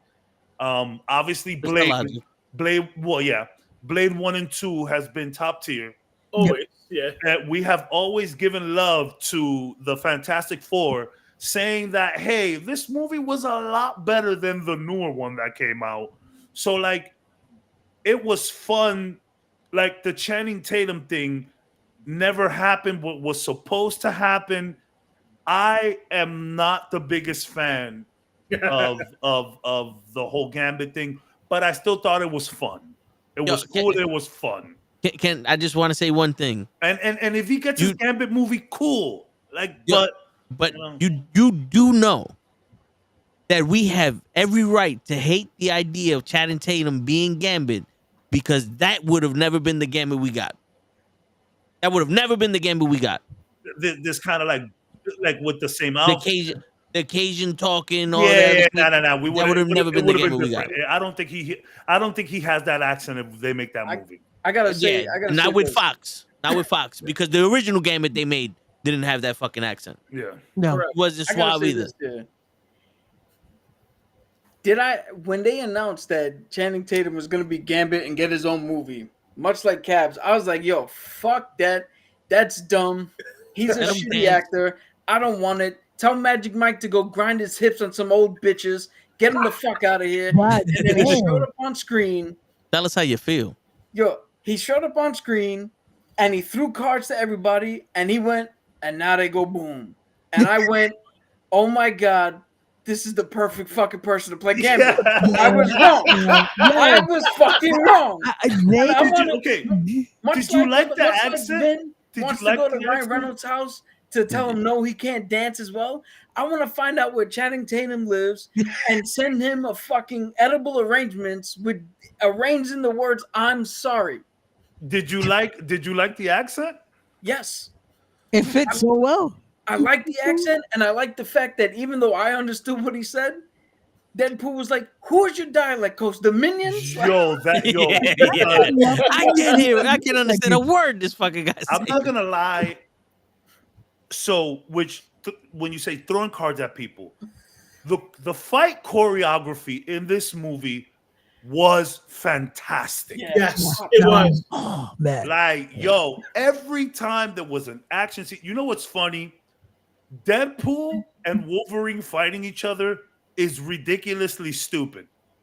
It's so stupid. Yeah. Well, we needed No, that. like unless Wolverine really wants to do like these fights could go on forever, but they were so well done. The fight in the Honda Odyssey might just be fight of the year. Yeah, that was almost raid level shit. That was raid level kitchen. Yo, but the music, And again, and like I said, great. the Honda Odyssey takes the award for the toughest son of a bitch in the movie. And he goes, the Honda Odyssey was like the baby monkey from fucking Godzilla Kong. Yo, using Wolverine's adamantium body to fight off TVA agents. Like, hello, like, and then just seeing freaking Gambit fucking like, yo, what? What? No, but choreography was on one. I got two things. I need to say. Please. One, there's only one blade, and there's only gonna be one blade. So okay. Oh, when and he said two, that, there's always a motherfucker trying to ice skate uphill. Yo, I turned into Ryan Reynolds, and I was like, I'm so wet right now. That's what I'm saying. My theater, there was one dude in my theater who clearly understood the Fox Marvel Cinematic Universe. He was sitting directly like 2 chairs ahead of me and a little bit towards diagonally to the left. He got it. But when they said the ice skate uphill, a lot of people also missed that too. No, you know what I'm saying? I was like, oh shit. I mean, this is something we've been saying for years. So okay, and I want to talk about Johnny. I want to talk about Johnny. I want to talk about Johnny so bad. So because Wesley Snipes did this, and he says there will only be one blade. Is he gonna take over for Mahershala Ali, who is basically out of that project? He can't wait to leave. No, so Wesley did come out and say that that he does support Mahershala Ali as Blade, and that none of the problems with the production and all that, like he's trying to squash any rumors that Mahershala is the problem. And that he's demanding shit. It's not the actor's fault. Of course. We know, like, that movie is like Channing Tatum Gambit levels of effed up, right? We know that. But like him saying this, I was like, yo, was he just saying it to say it? Is my question. I think he was just saying it to say it. Yeah, I think he was just saying it as a wink and a nod. That's a crazy thing to say. And then Deadpool's reaction, like, it's not, it's not a crazy thing to say, motherfucker. It's not a crazy thing to say when you realize that Hugh Jackman had just gotten divorced as they were filming this movie. Yeah. And there's a scene where Deadpool was like, "Oh, he really let himself go since the divorce." Yeah. Ooh. Damn, I didn't notice that. Yo. Hey. And not for nothing. That fucking spinning back kick that Wesley did was smooth. It still looks so pretty. Yeah, when he did that, I did the ooh. And can I tell you why the internet pisses me so? And Anthony, I got you. Can I tell you why the internet pisses me off so much? So there's spoilers everywhere. Yeah. So in one of the spoilers, you see Blade doing his thing, and Blade shoots the pivotal, the instrumental stake that stabs him to the wall. And this one dude types in the comments, "Oh, why does Blade's weapon does that? Did metal just stick to metal?" And someone said, "Clearly you haven't watched Blade, bro." And it's like, don't argue with people on the internet, bro. They're either trolling for a reaction or stupid or both. Yeah. Or both. Yeah. Or both. Right? Stupid trolling works. You know what I'm saying? So like this at the end of the day, and I love the tribute that they did at the end. That was so cool. Like, this was a love letter to Fox as much as it was an introduction of Deadpool and Wolverine to the MCU. Yep. This was your Fox. Thanks for everything. We've like all the license shit is done now. Yo, and also it was one of those all those theories about Fox and all these other versions of the X-Men. They're in the void. Yeah. They're in the void. They're gone. We pretty much pruned them Yeah. from here. So whatever you're getting is some new shit. Yeah, yeah. A lot of those people are pruned. Azazel, Juggernaut, Ben Affleck. Pyro, like everybody. Like we're starting brand freaking new. I just want to point out. I got a question for you guys. You know, because even though I saw her in the trailer, whatever, Elektra in the Void, like. Yeah, because they got a new Daredevil. Yep. You know what I'm saying? Like, you guys are killing me. I mean, with just throwing her there, and I'm like, okay, guys, you get it, but it's like, come on now, like you guys could have probably picked somebody else. No, oh, you talking about the character? The character, or you could have picked another character to throw in the Void. No, I think, to be honest, I think Elektra was the perfect person. I like that it was Elektra. Yeah, I like because 2 reasons. One, again, they got a whole brand new Daredevil, which everybody loves. Right? Yeah.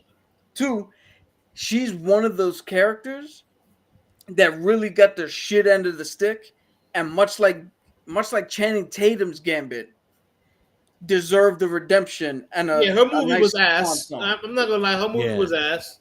Yeah, this was a great way to let her actually experience 1, fandom love, but 2, an actual great moment as the character that she was supposed to be.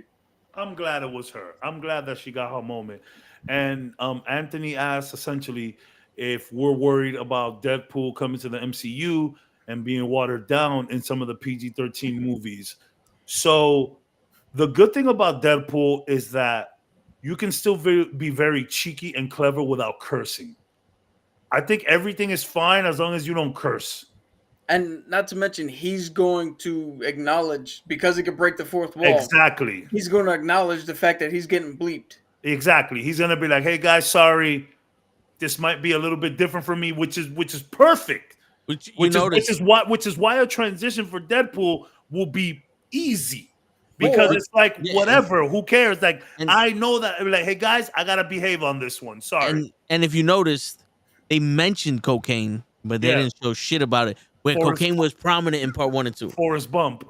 Yeah. You want to build a snowman? Yeah. Maybe they go the other way. And the Avengers become R-rated movies. Oh, just for Deadpool.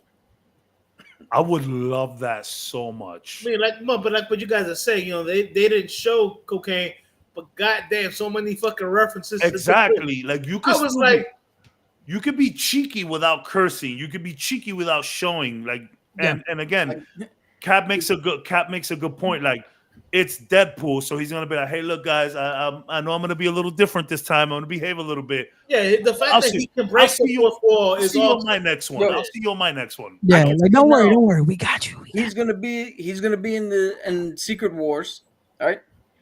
And he's gonna say something and get beeped, and he's gonna be like, what the fuck is that? And he's going to continuously get beeped. And he's going to spend most of his time trying to outskip the beep. And when they give the 1 F-bomb in the 13 film to him, it's going to be him. No. He's either going to take it and be like, ha, I beat you. Or somebody else is going to get it. A little kid. And he's going to be pissed. Steve Rogers. Steve Rogers is going to get it. Like, let's just don't play with me like that, yeah, Cav. So don't play with me like that, Cav. So bring me to my next headway. Don't do that. Johnny, give me hope. Bro. So first of all, so when they showed, I immediately knew. I thought it was Captain America. Yep. And then we saw he had red on him. So you purposely threw a curveball. But the shit was hilarious when he said, like, oh, you dick something, and then Deadpool looks at him like what? And I figured to myself, okay, this is Captain America in a different timeline. He's in the void. This is a bunch of Mad Max shit going on here. Clearly, he's different. And then he says, flame on.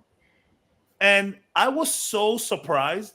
I was so shocked at this that I didn't pay any mind to the fact that Pyro was able to like suck in his heat, because it's like Johnny. Yo, am I wrong for thinking that Johnny Storm demolishes Pyro? Yeah, No, because he does. goes supernova.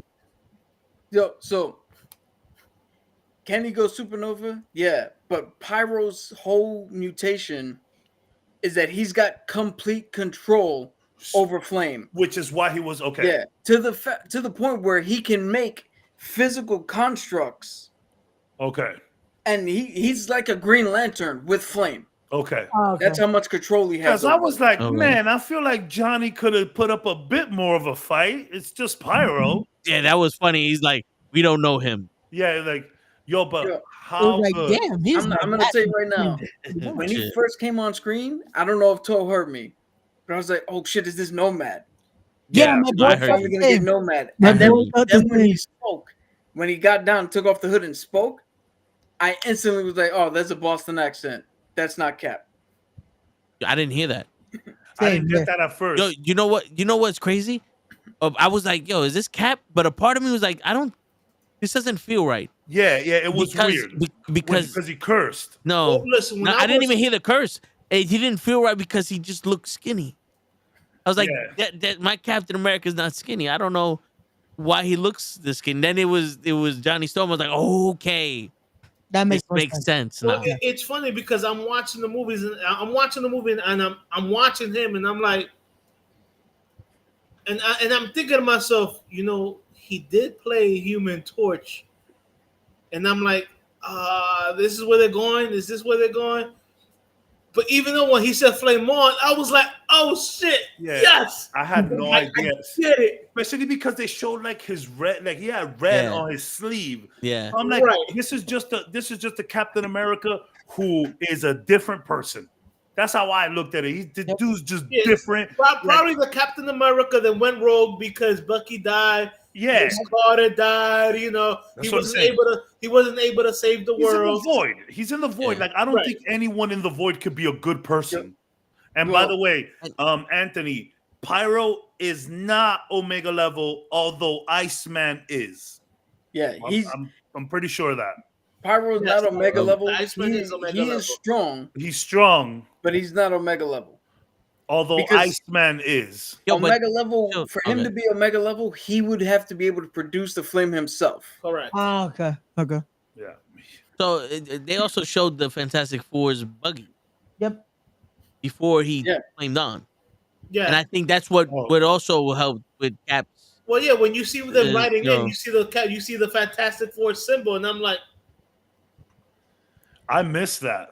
Yeah. yeah. I didn't know. I didn't know riding the in, first time. when they're I riding Every time missed I noticed that. it. Damn, in, I missed that. when they're riding in, you see the Fantastic Four label on the hovercraft. Oh, I want to bring up something because we're talking about people who don't get it.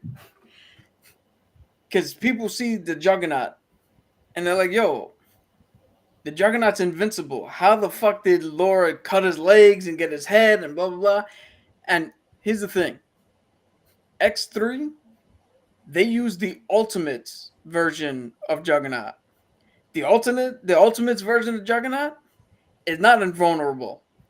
His mutation, because he doesn't have The gem. the gem of Sidorak, Right. his mutation is that once he's in motion, he He's cannot be unstoppable. stopped. Yeah.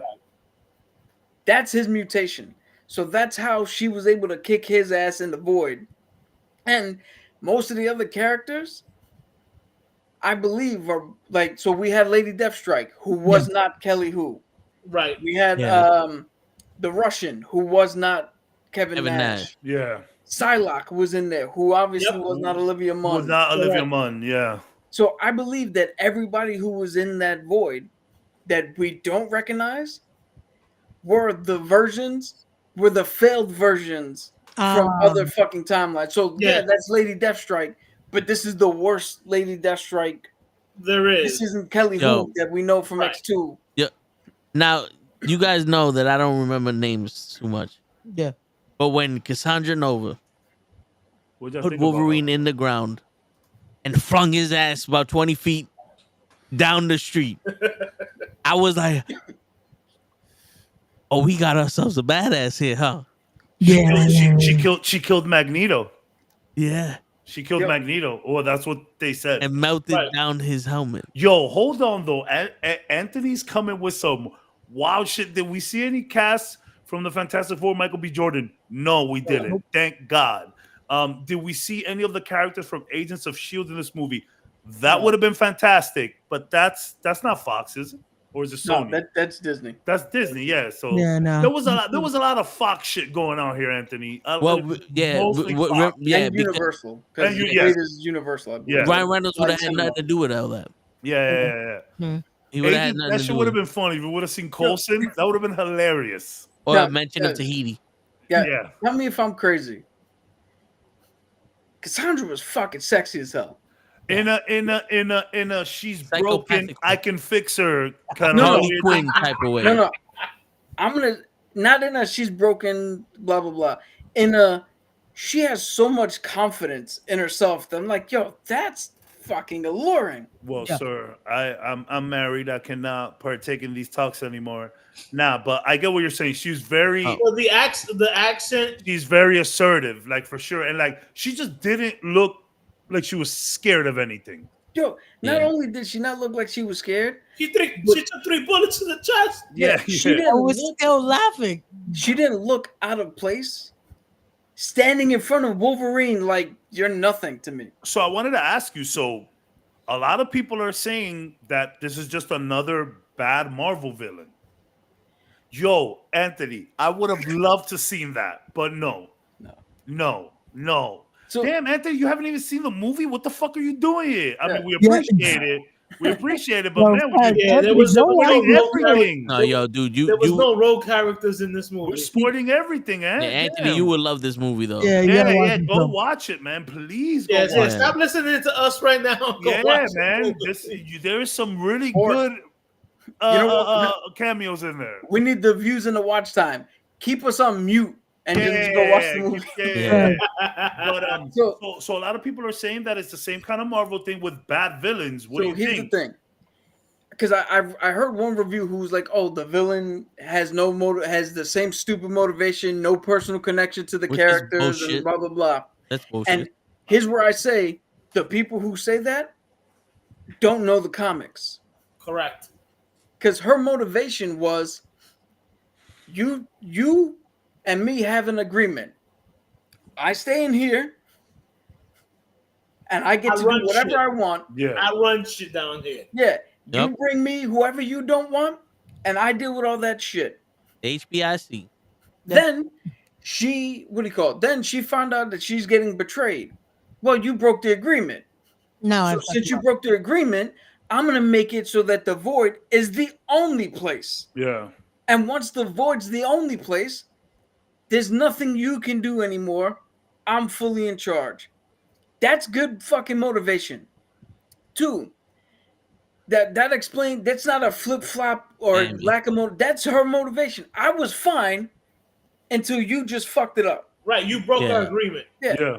And as far as her not having any connection, who the fuck was the one guy who said that? Who I'm not gonna name names because I don't want to blame people for not knowing. But Fuck him did anyway. you not watch the movie? Because clearly They explained the that. connection was Charles Xavier, Uh-huh. and Logan was able to use his connection to Charles His to get teachings. through to her. Yeah. Those teachings.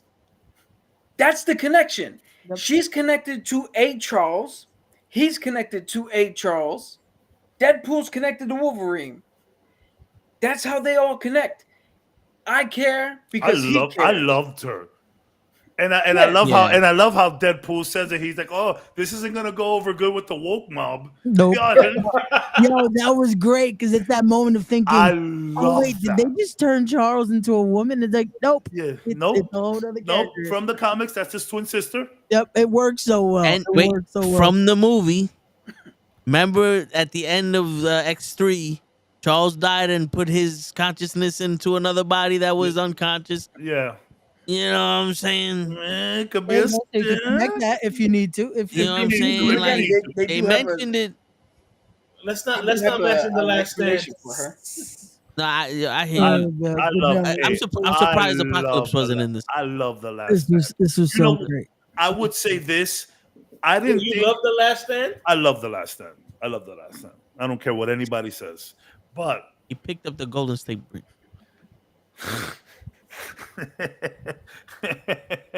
but it's funny until Anthony right now said the Anna Paquin as Rogue. I think that's the one person we could have put in there. I would have loved to see what she thought of a different Wolverine because they had a connection as well. So that because I was gonna ask that to you guys if there was one other cameo that you could have seen here, what would have been? It for sure. Ben Affleck is Deadpool. Daredevil. Yeah, that's what I was thinking as well. But until I saw, I think Anna Paquin. I'll tell you right now, had he never played Batman, I would have never said him. My choice would have been completely different.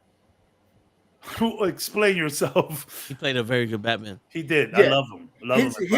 His playing of Batman and Bruce Wayne made you appreciate Daredevil more. No, Made it made him me wish go, he played okay. it like that. If given the right circumstances, or the right script, he could have done the. He could have done the role. Okay.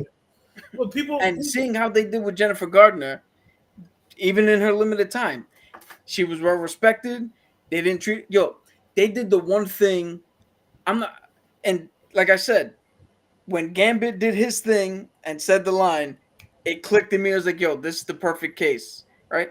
Until that point, I was waiting for him to get headshot when they stepped out of the van and he stepped up. I was like, oh, here's where he dies. Yeah. Because they did it to the X-Force. Yeah. And the subversion that they had where none of them die and they all get to have their fucking hero moment. Sabretooth is there. Yeah, he's in the movie. Yeah, I actually made that the thing. I was like, and then the old Sabretooth comes up and all that, and apparently that was in the trailer. Yeah. Yeah, he died very quickly. I was very surprised. That's the unfortunate thing. But like extremely quick. Extremely quick. This Sabretooth didn't have the animanium. Yeah. Okay, so that's the healing apparently. Well, I mean, if you put his head back on, he'll eventually heal. But if you're gonna separate him, the motherfucker's dead. He don't grow a new body. His healing factor is not like that. Yeah. Yeah.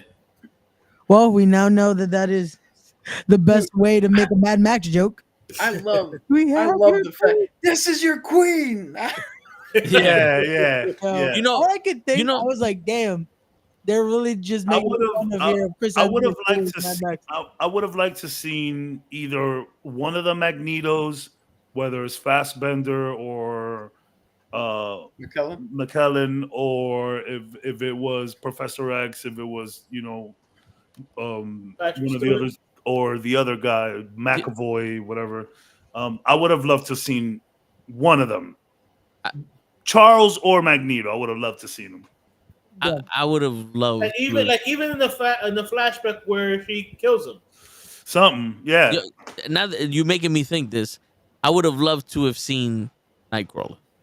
Oh yeah. Why? Well. Just because he had the best scene out of any X-Men movies we saw with that fucking White House shit. I mean, and we have Azazel. I would have switched Azazel for Nightcrawler.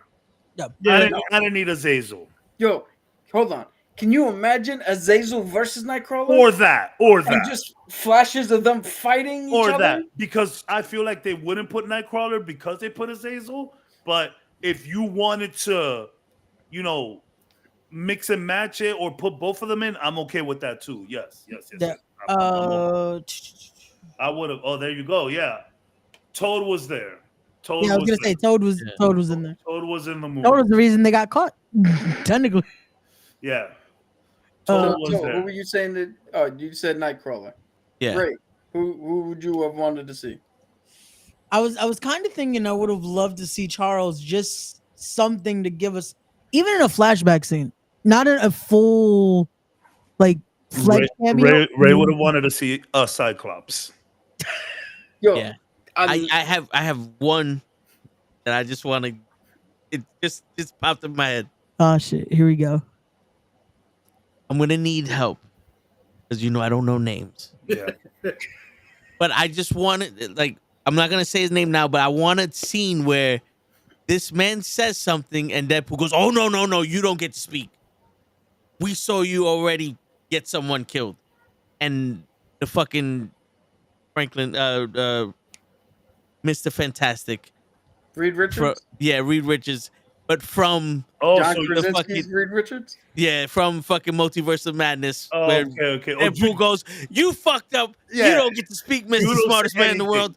You don't say anything. Yeah. And You don't tell him how to kill us." And then it's funny because you would have an interaction with like him and Johnny. Like, are you what? Yeah, Not who to the fuck is mention- this?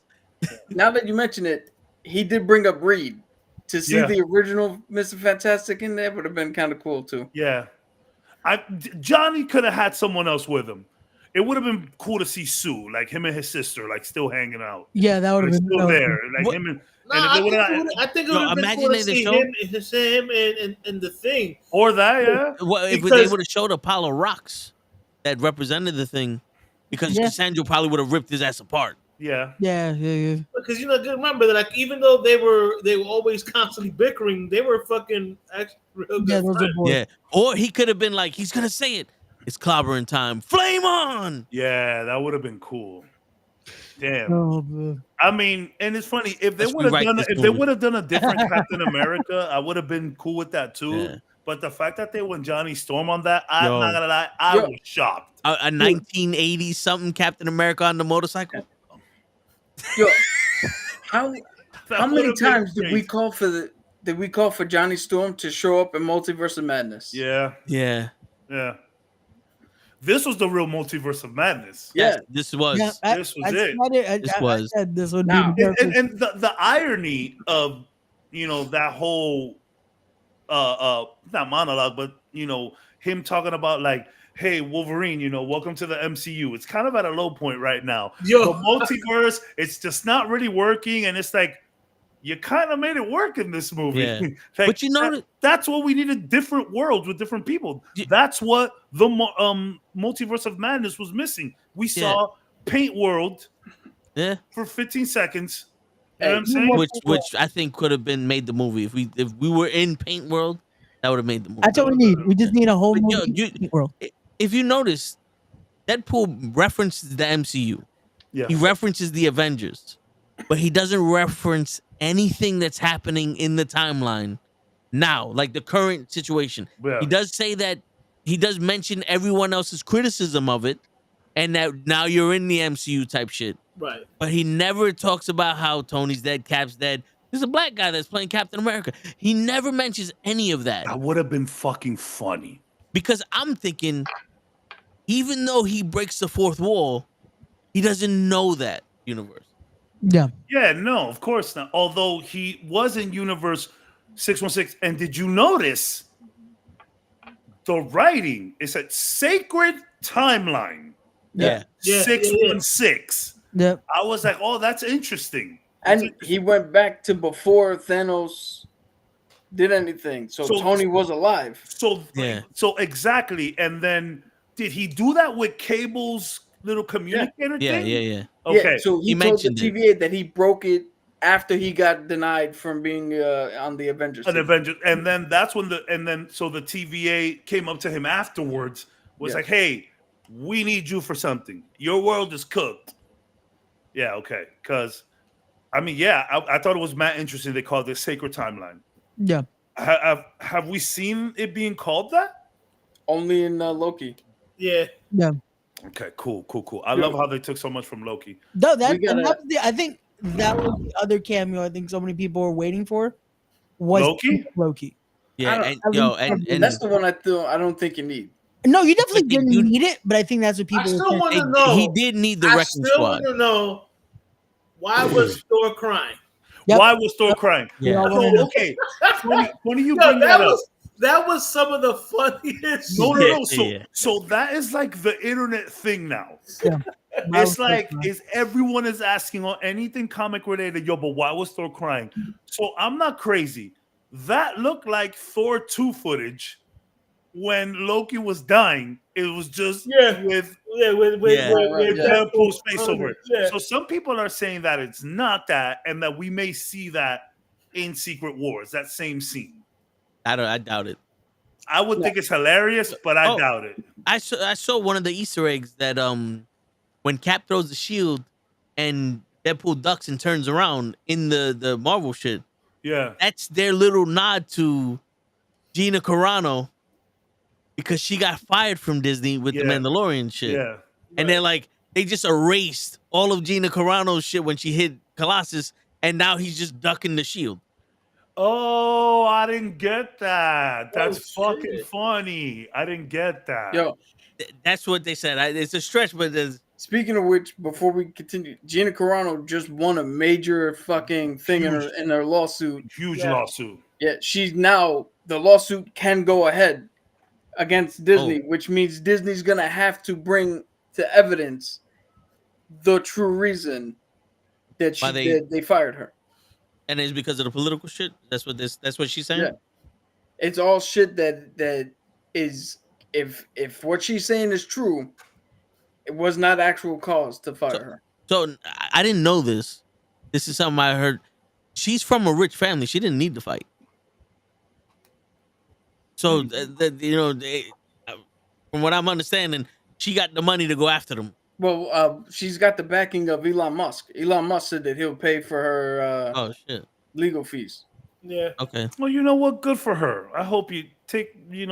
I don't give a fuck what you did, who you are. If you're a mean person, good person, I don't care. But if wrong is wrong, wrong is wrong. Exactly. If you were wrongfully accused of something, I don't care who you rooting for. I don't care who you're not rooting for.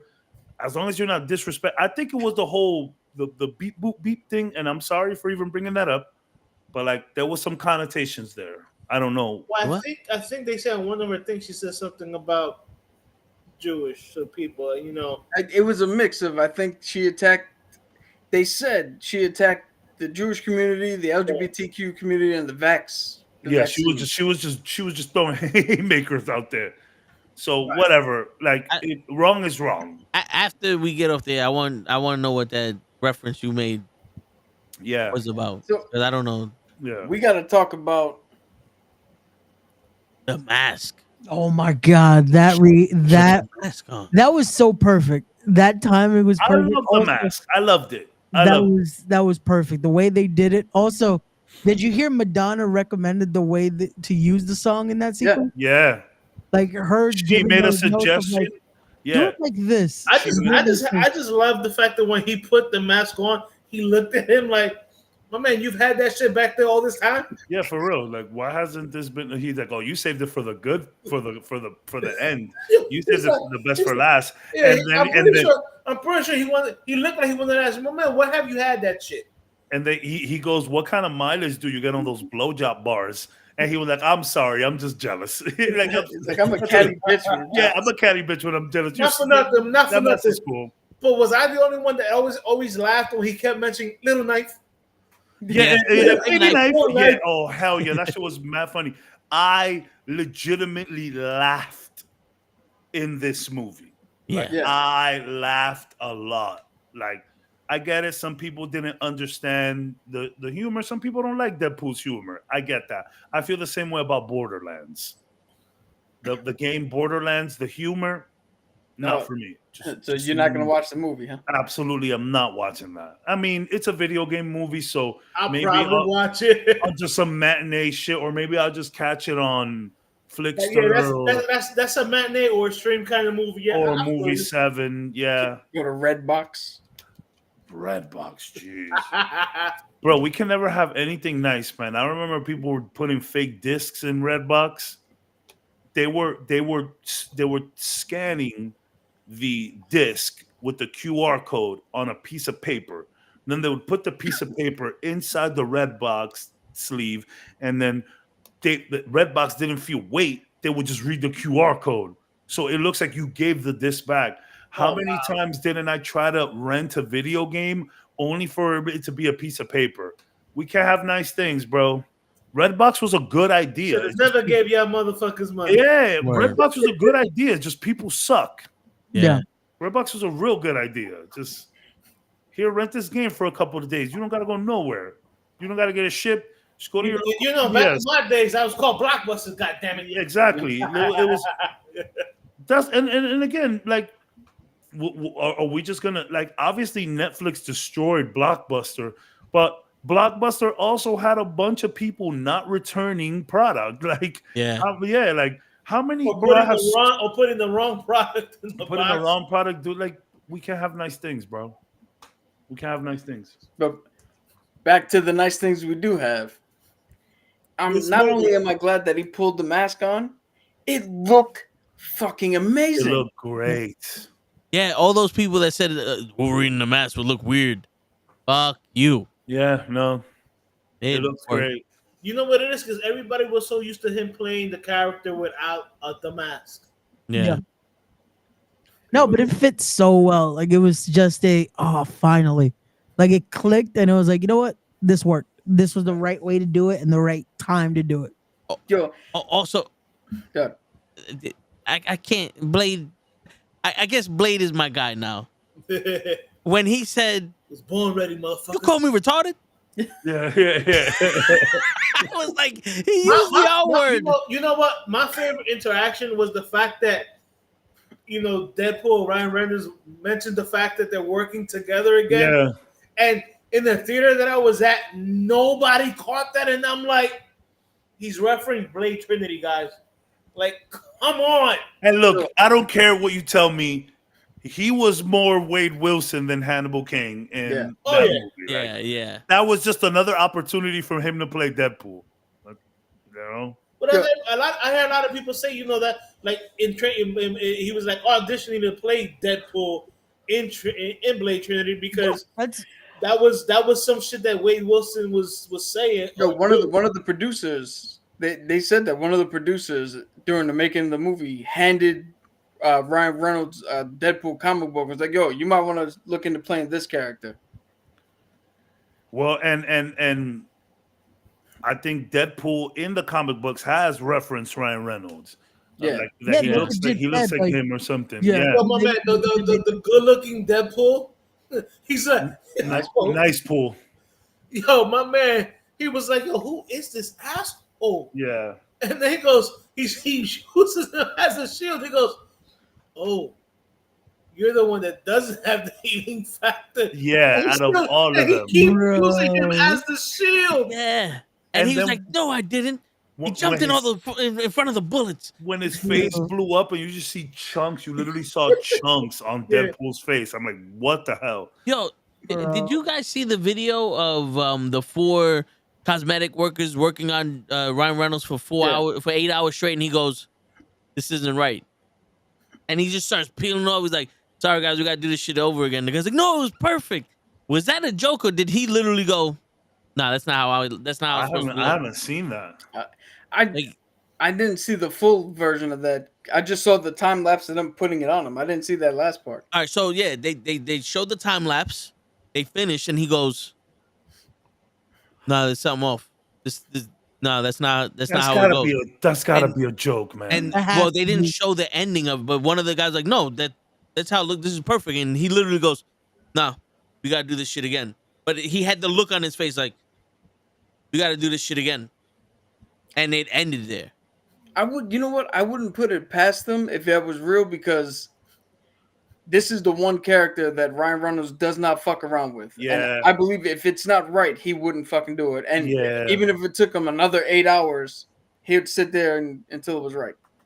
Yeah. I mean, look, like even like I know we're jumping way ahead, but like even the behind the scenes footage where they had him, you know, on the set of fucking the Wolverine playing Daredevil, he's talking about always wanting to play Daredevil.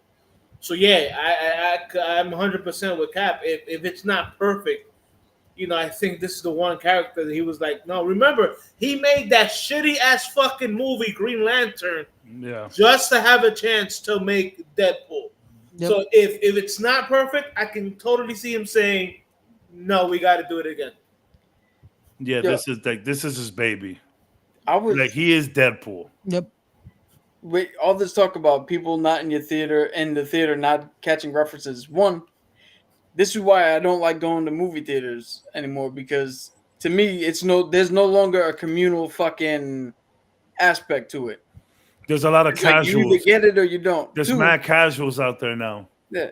Two, I saw 6 fucking theater reactions to Wolverine putting on the mask, and all 6 had only like 1 or 2 people like, ooh. Yeah.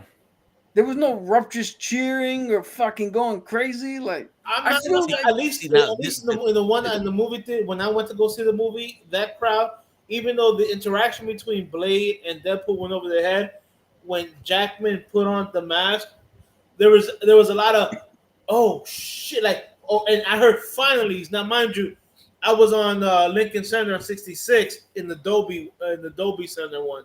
Yeah. And I keep forgetting that there's a top. So I was on top. Oh, okay. So, I was hearing all the stuff bouncing around from people going, oh shit. Like, yes, finally. And I'm like, all right. There's actually a crowd here that knows what the fuck they're seeing. So Would have loved that. this is one of the rare instances where me and Cap switch personalities. As a moviegoer, I can give a fuck what the rest of the people are cheering or anything about. I'm there solely for me. Yeah. So we were there. I'm not bullshitting y'all. Me and Cap were there with 8 other people. Because the Regal that we go to has apparently lost its steam and is losing to Bay Plaza. Because I could legitimately went to the next showing, got middle seats, and there would have been 6 people there. When did when did you go? Saturday morning, 10:20 in the morning. Dang, that's like No. that's prime kid hour. Sunday. I went Sunday. It is a rated R movie. Yeah, but yeah, still. but Sunday, the same time, the same regular showing, empty theater. You went back and watched it again? No, I could have. You could have. Yeah, Get out of here. so me, when I kind of take pride being the only one laughing at some shit. Okay. So when shit happened, I was like, "Oh, that fucking kick was smooth." No one said nothing. Said, "That's right. You stay the fuck shut. I'm watching the movie." It's But my you want that theater. Yeah, reaction. You want it that was like reaction. you motherfucker. Yeah, it was like you I went motherfuckers to ain't the worthy Sunday to know show. what the fuck was happening here. Got you. Fuck yeah, like that's my mindset because I've been in the movies plenty of times watching crowded? shit. The only one laughing. Oh wow. And I'll be like, yes, peasants, you don't get to fucking laugh at the joke. Fuck you. Got you. So I'm not gonna lie. I went to the showing at Sunday at 11, and the theater was fucking packed. No, so yeah, Bay Plaza, everything was sold out. I go to those bougie theaters because I don't want the noise being made, but you still hear the we don't get clapped in there, which I'm okay. Like, if you want to go to a theater where they do that, that's cool. I just don't want that. Yeah. But like, even in those theaters, people know their stuff, and you still hear oohs and ahs. There was a lot of Fox stuff here that people just didn't understand. They didn't It was just connect. like there was just so much of it. Like if you mean weren't when down the sign from was in the beginning- background of the fight in the void? Yeah, the 20th Century Fox on the ground was Yeah. crazy. But you also And you yo, also got speaking of that, excuse me, Wolverine fucking like fucking pouncing on the floor. Yeah. Like, oh my god. Oh my god. yeah. Yo, but you also gotta remember Logan was the last Fox movie besides the Deadpools. That happened 7 years ago. That's crazy. It's insane. You know what's crazy? I was in New York for that, and I watched it with these guys. We went to some weird theater in fucking it's like some 14th Street? what? It was on like 23rd Street or something. I think it was further down. Even further down, yeah. I remember though. You was there. We was like 9 deep. We just say, "Yo, fuck it, let's just go watch Logan." Yeah. She was like in an auditorium. I've never been to the theater in my life. Yeah, it was on the east side. I know which one it is. Yeah, yeah. But I think we went to go. I forgot what we were doing down there, but yeah. Us just being us. Yeah. Us just being us. Before we call, Let's go watch a movie. Okay. before we call it a night, show is actually here. and Show actually watched the movie. Wait, he's No, been I'm here the whole not. time? I'm not So- here. Yeah, and well, he just got here. Don't let him fucking act like I've he's been here the here whole since time. 9. You lying? Also, He just kept leaving and coming back. he loved Reed Richards' part in this movie. So I want to hear Show's opinion of the movie. Show. Sure. What's your summation of the movie? Yeah. Bro, this movie for me was the funniest Marvel movie I have seen to date. Every sentence that Deadpool was saying had me rolling. Yeah, it's just funny. It was crazy. It was dope. I loved it. I loved the cameos. Oh man, when I saw Blade, am I supposed to say the name? Yeah. We man. spoke about this shit already. Okay, just making sure. When I saw Blade, I started jumping like a little girl. And then Captain America came out. Captain America! He said, Flame on, who the fuck are you? Yeah. No!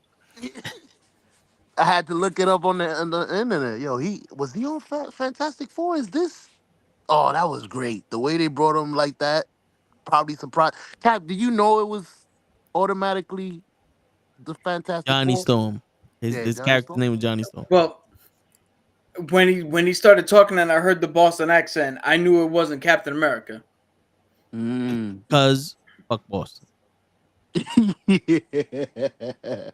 Even though Johnny Storm is from Queens. Yeah. But he really didn't hide his accent. He just fucking acted. Yeah, because Captain America, Chris Evans as Captain America, you don't hear that Boston accent at all. He's barely Brooklyn. He's barely like he reps Brooklyn, but he don't talk like some, old school 50s, 40s Brooklyn guy. Nah. It's just Captain America. But overall, you're right. As Johnny Storm, you heard the Boston a lot more as Johnny Storm for sure. We got to get everybody's ratings before we're out here. Wait. Also, here's the thing. Last week we did it. Ray is the closest to box office guesses for opening weekend. It was $211 million. Ray put 200 million. Nice. Cap was second closest with 253. We're doing best. I was nowhere near. I said 325. Damn, you breaking records. Are you only looking domestically? Yeah, that's we were right. just Yeah. opening weekend domestic. Because international, that shit is at like 4. No, yeah, it's about to get to half a show already. And also, before we get the ratings, how did y'all feel when Deadpool went back to the TBA and proved that Johnny Storm did say all that shit about? I love that. So shit. funny. I love that. That was shit. great. I was a little upset though, because She ripped his skin off. I was How like, did we forget that? I was like, all right, Deadpool. Like, I wish they would have done the regular kind of, okay, we have a mid-credit scene sort of setting up the MCU, and then we have the post-credit scene, which is pertinent to the movie you just watched. Okay. We just had the end, and it's like, all right, Deadpool, this is your movie. Make it all about yourself. Go ahead. Yeah. But I thought it was really freaking funny. You know what? At first I was like, really? But then it dawned on me. Logan really was like, yo, you just got this kid fucking killed. Yeah. And for Deadpool to come on, like, I didn't. He fucking said it. Yeah. And I'm like, all right. Yeah. I mean, Nice Pool, he killed himself too. Yeah. He just happened to be in Deadpool's arms. Yeah, we told him to walk following him. But no one told him to follow him. Yeah. It was KEVIN that was taking the footage of Johnny doing that. If you notice, that was legit KEVIN. Yeah, I saw it. I'm like, let's get these ratings. I'm 9 out of 10 in it. 9 out of 10. I'm giving it a 9. For the Fox universe, the Fox's movie. For the Fox universe is 15. Yeah, no, yeah. It compared to the other Fox shows, this is a fucking 10 out of 10. Yeah, 100%. For the Marvel movies that's happening now, I'm gonna give it a 10 out of 10. Also, I think this is the best shit that I was waiting for yeah. This the 10 out of 10. Yo, she literally ripped the skin off of Johnny, and Johnny just fell to fucking pieces. That's crazy. Yeah, let's fucking go, man. And R.I.P. Blade, You And she say did it so is a dumb nonchalantly. motherfucker trying to ice skate uphill. It's hard for it not to be a 10. Yeah, that's a fact. Every movie needs that line in it. Yeah. Is she? I want a movie named "Motherfuckers Always Trying to Ice Skate Uphill." Yeah. Yeah. Is she in the Well, like comics? you, I'm gonna give it a 10 out of 10 on both the Fox and the Marvel part. I got you, show. Yeah. Yeah, it's 10 out of 10 because that legit. Damn, 10. Mhm. Balance them out, Cap. Balance them out. Well, here's my balanced, nuanced opinion. 8.5. 10 out of 10. 10. This is probably my favorite MCU film. Damn. There we go. Move over, Shang-Chi. It's over. I told you Yo. it might fucking beat it. Because when we did our bonus Told the Show Yeah. Friday, I was like, oh man, Yo. Cap's really gonna like this movie. I did not pop this much in Endgame. Damn. This movie, for me specifically, you looked at a fucking 15, 13, 8, 9, 6-year-old Vic and went, hey, everything you've ever wanted Here it is is. going to be up on the screen, and we're going to give you the bonus, the gift, the fucking gift of Channing Tatum's Remy LeBeau on top. Cargo boom. Yeah. My favorite Who the fucking fuck is your MCU. vocal coach? The Minions? So listen, if you guys want to watch it again and don't want to go and pay, there's that website called Movie 7. They have a really nice. You could just Google it, movie7.something. Movie 7. Thank you. I've been looking Yeah, for a they website. have For the people watching at home, we do not condone pirating videos or movies or anything illegal. I don't. Yeah, sure. Yeah, so. Well, listen. So all right. To respond to Cabs, show she is a actual person in the comics. She's Xavier's twin sister that Xavier killed in the womb. Apparently, like when they were babies, because they were mentally fucking each other. No, she's Go a ahead, shadow. Cap. Say it in English. She's a shadow person, right? He was so strong that he essentially couldn't contain his psionic energy, and it created another version of himself In the womb. in the womb. Okay. And he knew that this was the evil parts of himself, so he tried to kill it. He thought it succeeded, but she lived on pure will alone, and then grew up. And in X-Men '97, when they attacked, what the fuck is the island name? Because it's not Genosha. Savage? No, the island that they were all on, Krakoa. Oh, I think it's Krakoa. When they attacked Krakoa in the cartoon, where Gambit died. Yeah. In the comics, she was the reason that happened. She found the Sentinel and set it unleashed on Krakoa. Got you. So that boot that they flew off on, that was a Sentinel boot. No, that was from Obadiah Stane. Okay, gotcha. Oh, really? Ooh. Yeah, that was the Ironmonger. You built this. Tony Stark built this in a cave. Oh shit! With a box of scraps. I thought that could've was a sworn- Sentinel. I thought I that was could a have sworn it was Sentinel. a Sentinel. Yeah, I thought it No, was a that Sentinel was the too. Ironmonger. Nice. That's cool to know. I'm happy about that. Oh shit! The more you know, little details, man. It's all in the detail.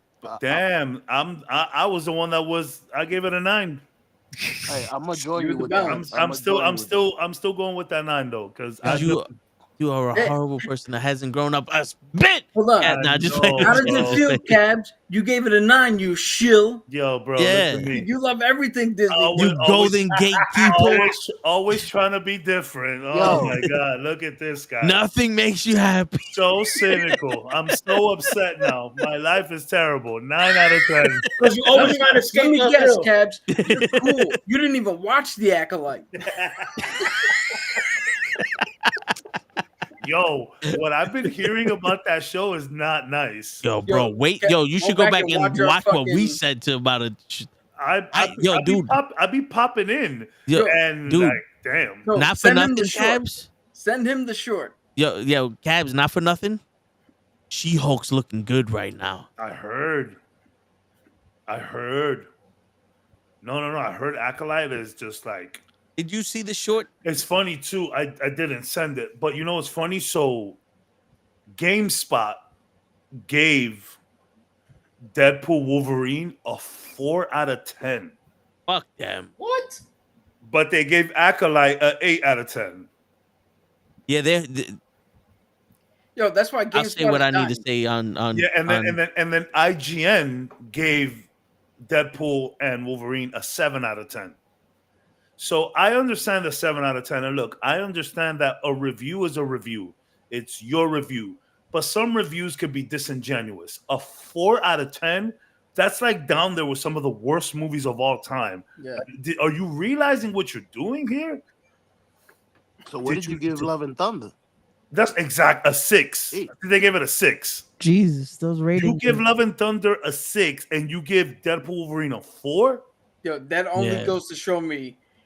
That only goes to show me that you went to watch movies and you have no idea what these movies are based on. You have no, you had no idea what was going on up there. You have no idea. But- You had but- no Or as I like to say, one of my favorite cartoons, you are stupid. Yeah, Yo, but yo, I've been there so long. but yo, in all actuality, if you don't read the comment, I get you don't get the references for Wolverine, I didn't the get different types. But you didn't laugh. How do you not fucking follow the story? Yeah. Even if you're not a comic book fan, this movie can be in its own realm of shit. You just got somebody else to, bro. Time Cop is pretty much similar to the premise of this movie. How do you not follow it?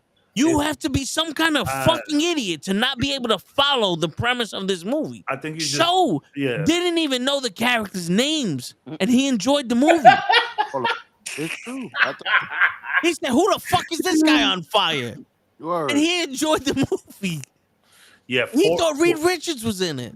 4 out of 10 is legit disingenuous. Like I'm like, nah. Yeah. I don't know what you were trying to do there. No, yeah. You know what it is? I honestly think that it's because Deadpool is a change for letting people fucking relax and enjoy a fucking movie and not be so stick up your ass.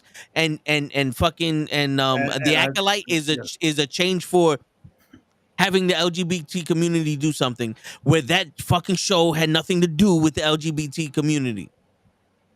It's just the show writer and the fucking lead actress were a part of it.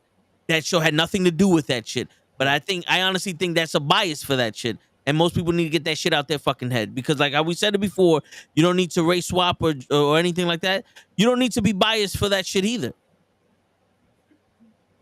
Kiss my ass. Kiss my ass. A bad show is a bad show, and a good movie is a good movie. And it has nothing to do with that. Yeah, Right? yeah, Like we're not saying because of this the show is bad. Yeah. We're just saying the show is bad. Yeah, I haven't watched that shit, but oh no, you can say it. What I've been hearing on the internet about that show is it's crazy. Yeah. Dude, watch the short because the short explains the whole. I shall. It might be a little out of context for you, but even out of context, it explains what the fuck's happening. Yeah. So, I was the only reason I'm going 9 out of 10 is because The short Wolverine didn't look right. You know, it's hilarious. Like I love how they did that just to troll people. Yeah. Like a comic accurate size Wolverine still doesn't look like that. That looks like a person shrunken down. Yeah. The mini. That looked like the midget. That looked like the elves that they made now for Santa. The only reason I'm going 9 out of 10 is because I do feel like this guy in the TVA just like working rogue. Like that kind of You didn't. weren't a fan of Paradox? Yeah, I was not a fan of Paradox.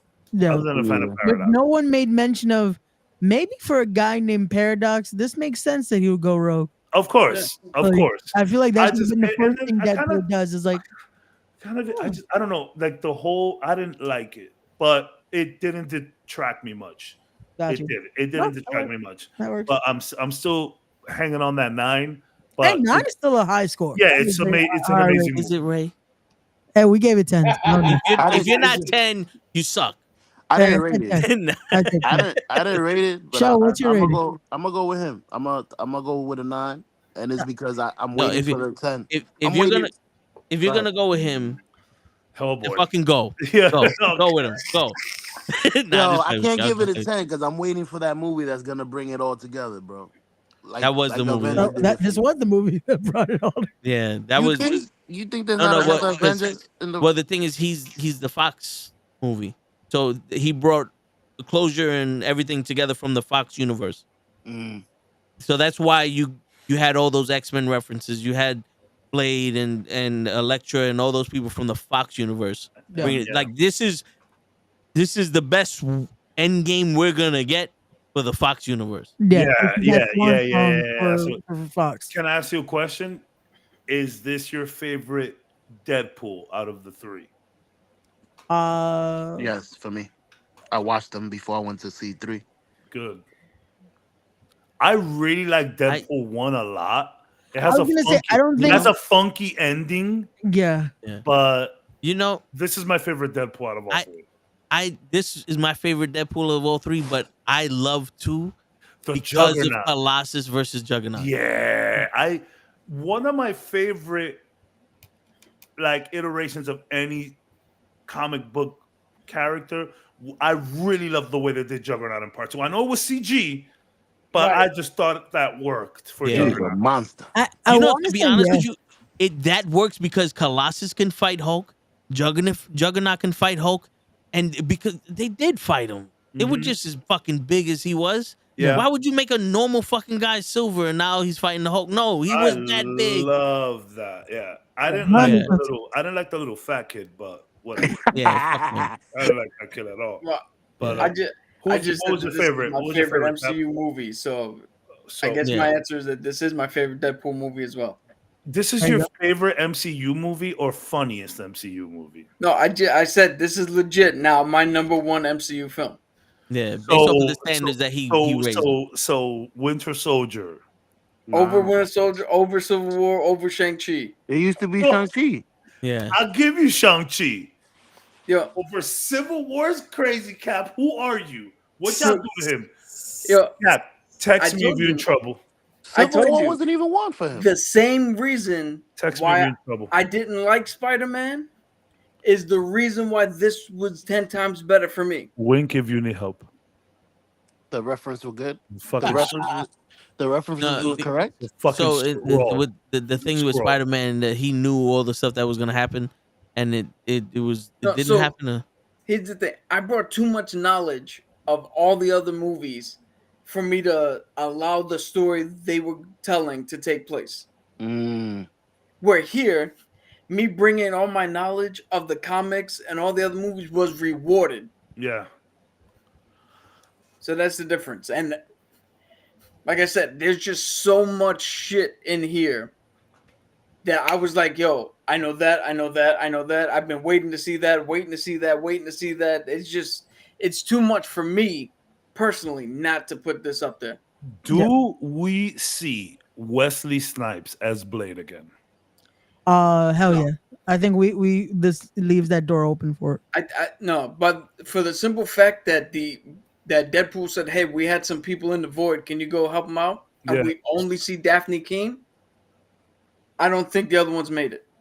Out of the void. And didn't she say something like, Well- they're there for a reason?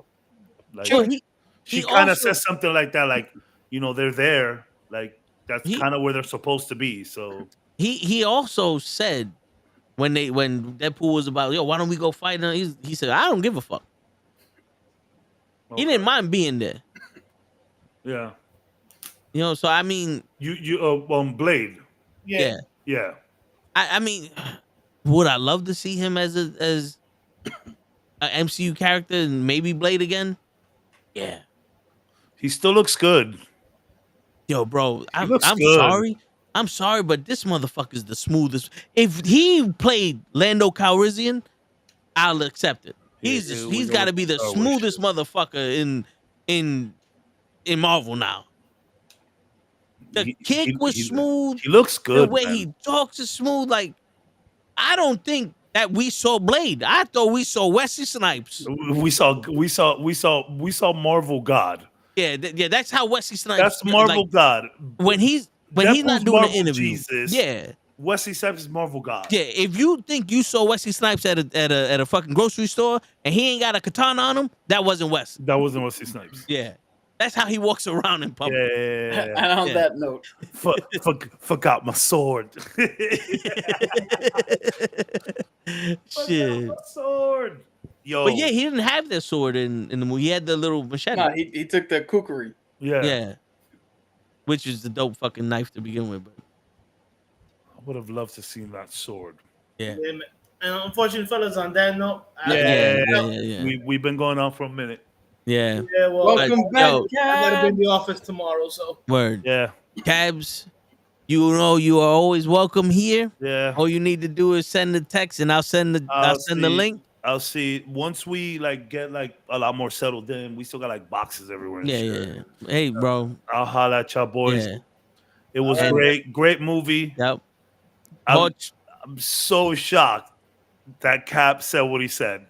He grew. I got him to grow. Yo, that's crazy. I came here expecting something completely different. I mean, I knew we were all gonna like it because it was just fun. Yeah. But favorite is, hey, I love it. I love it. Yo, It's funny because I think you expected him to do the same thing he did with Robert Downey Jr. as Doom to this movie.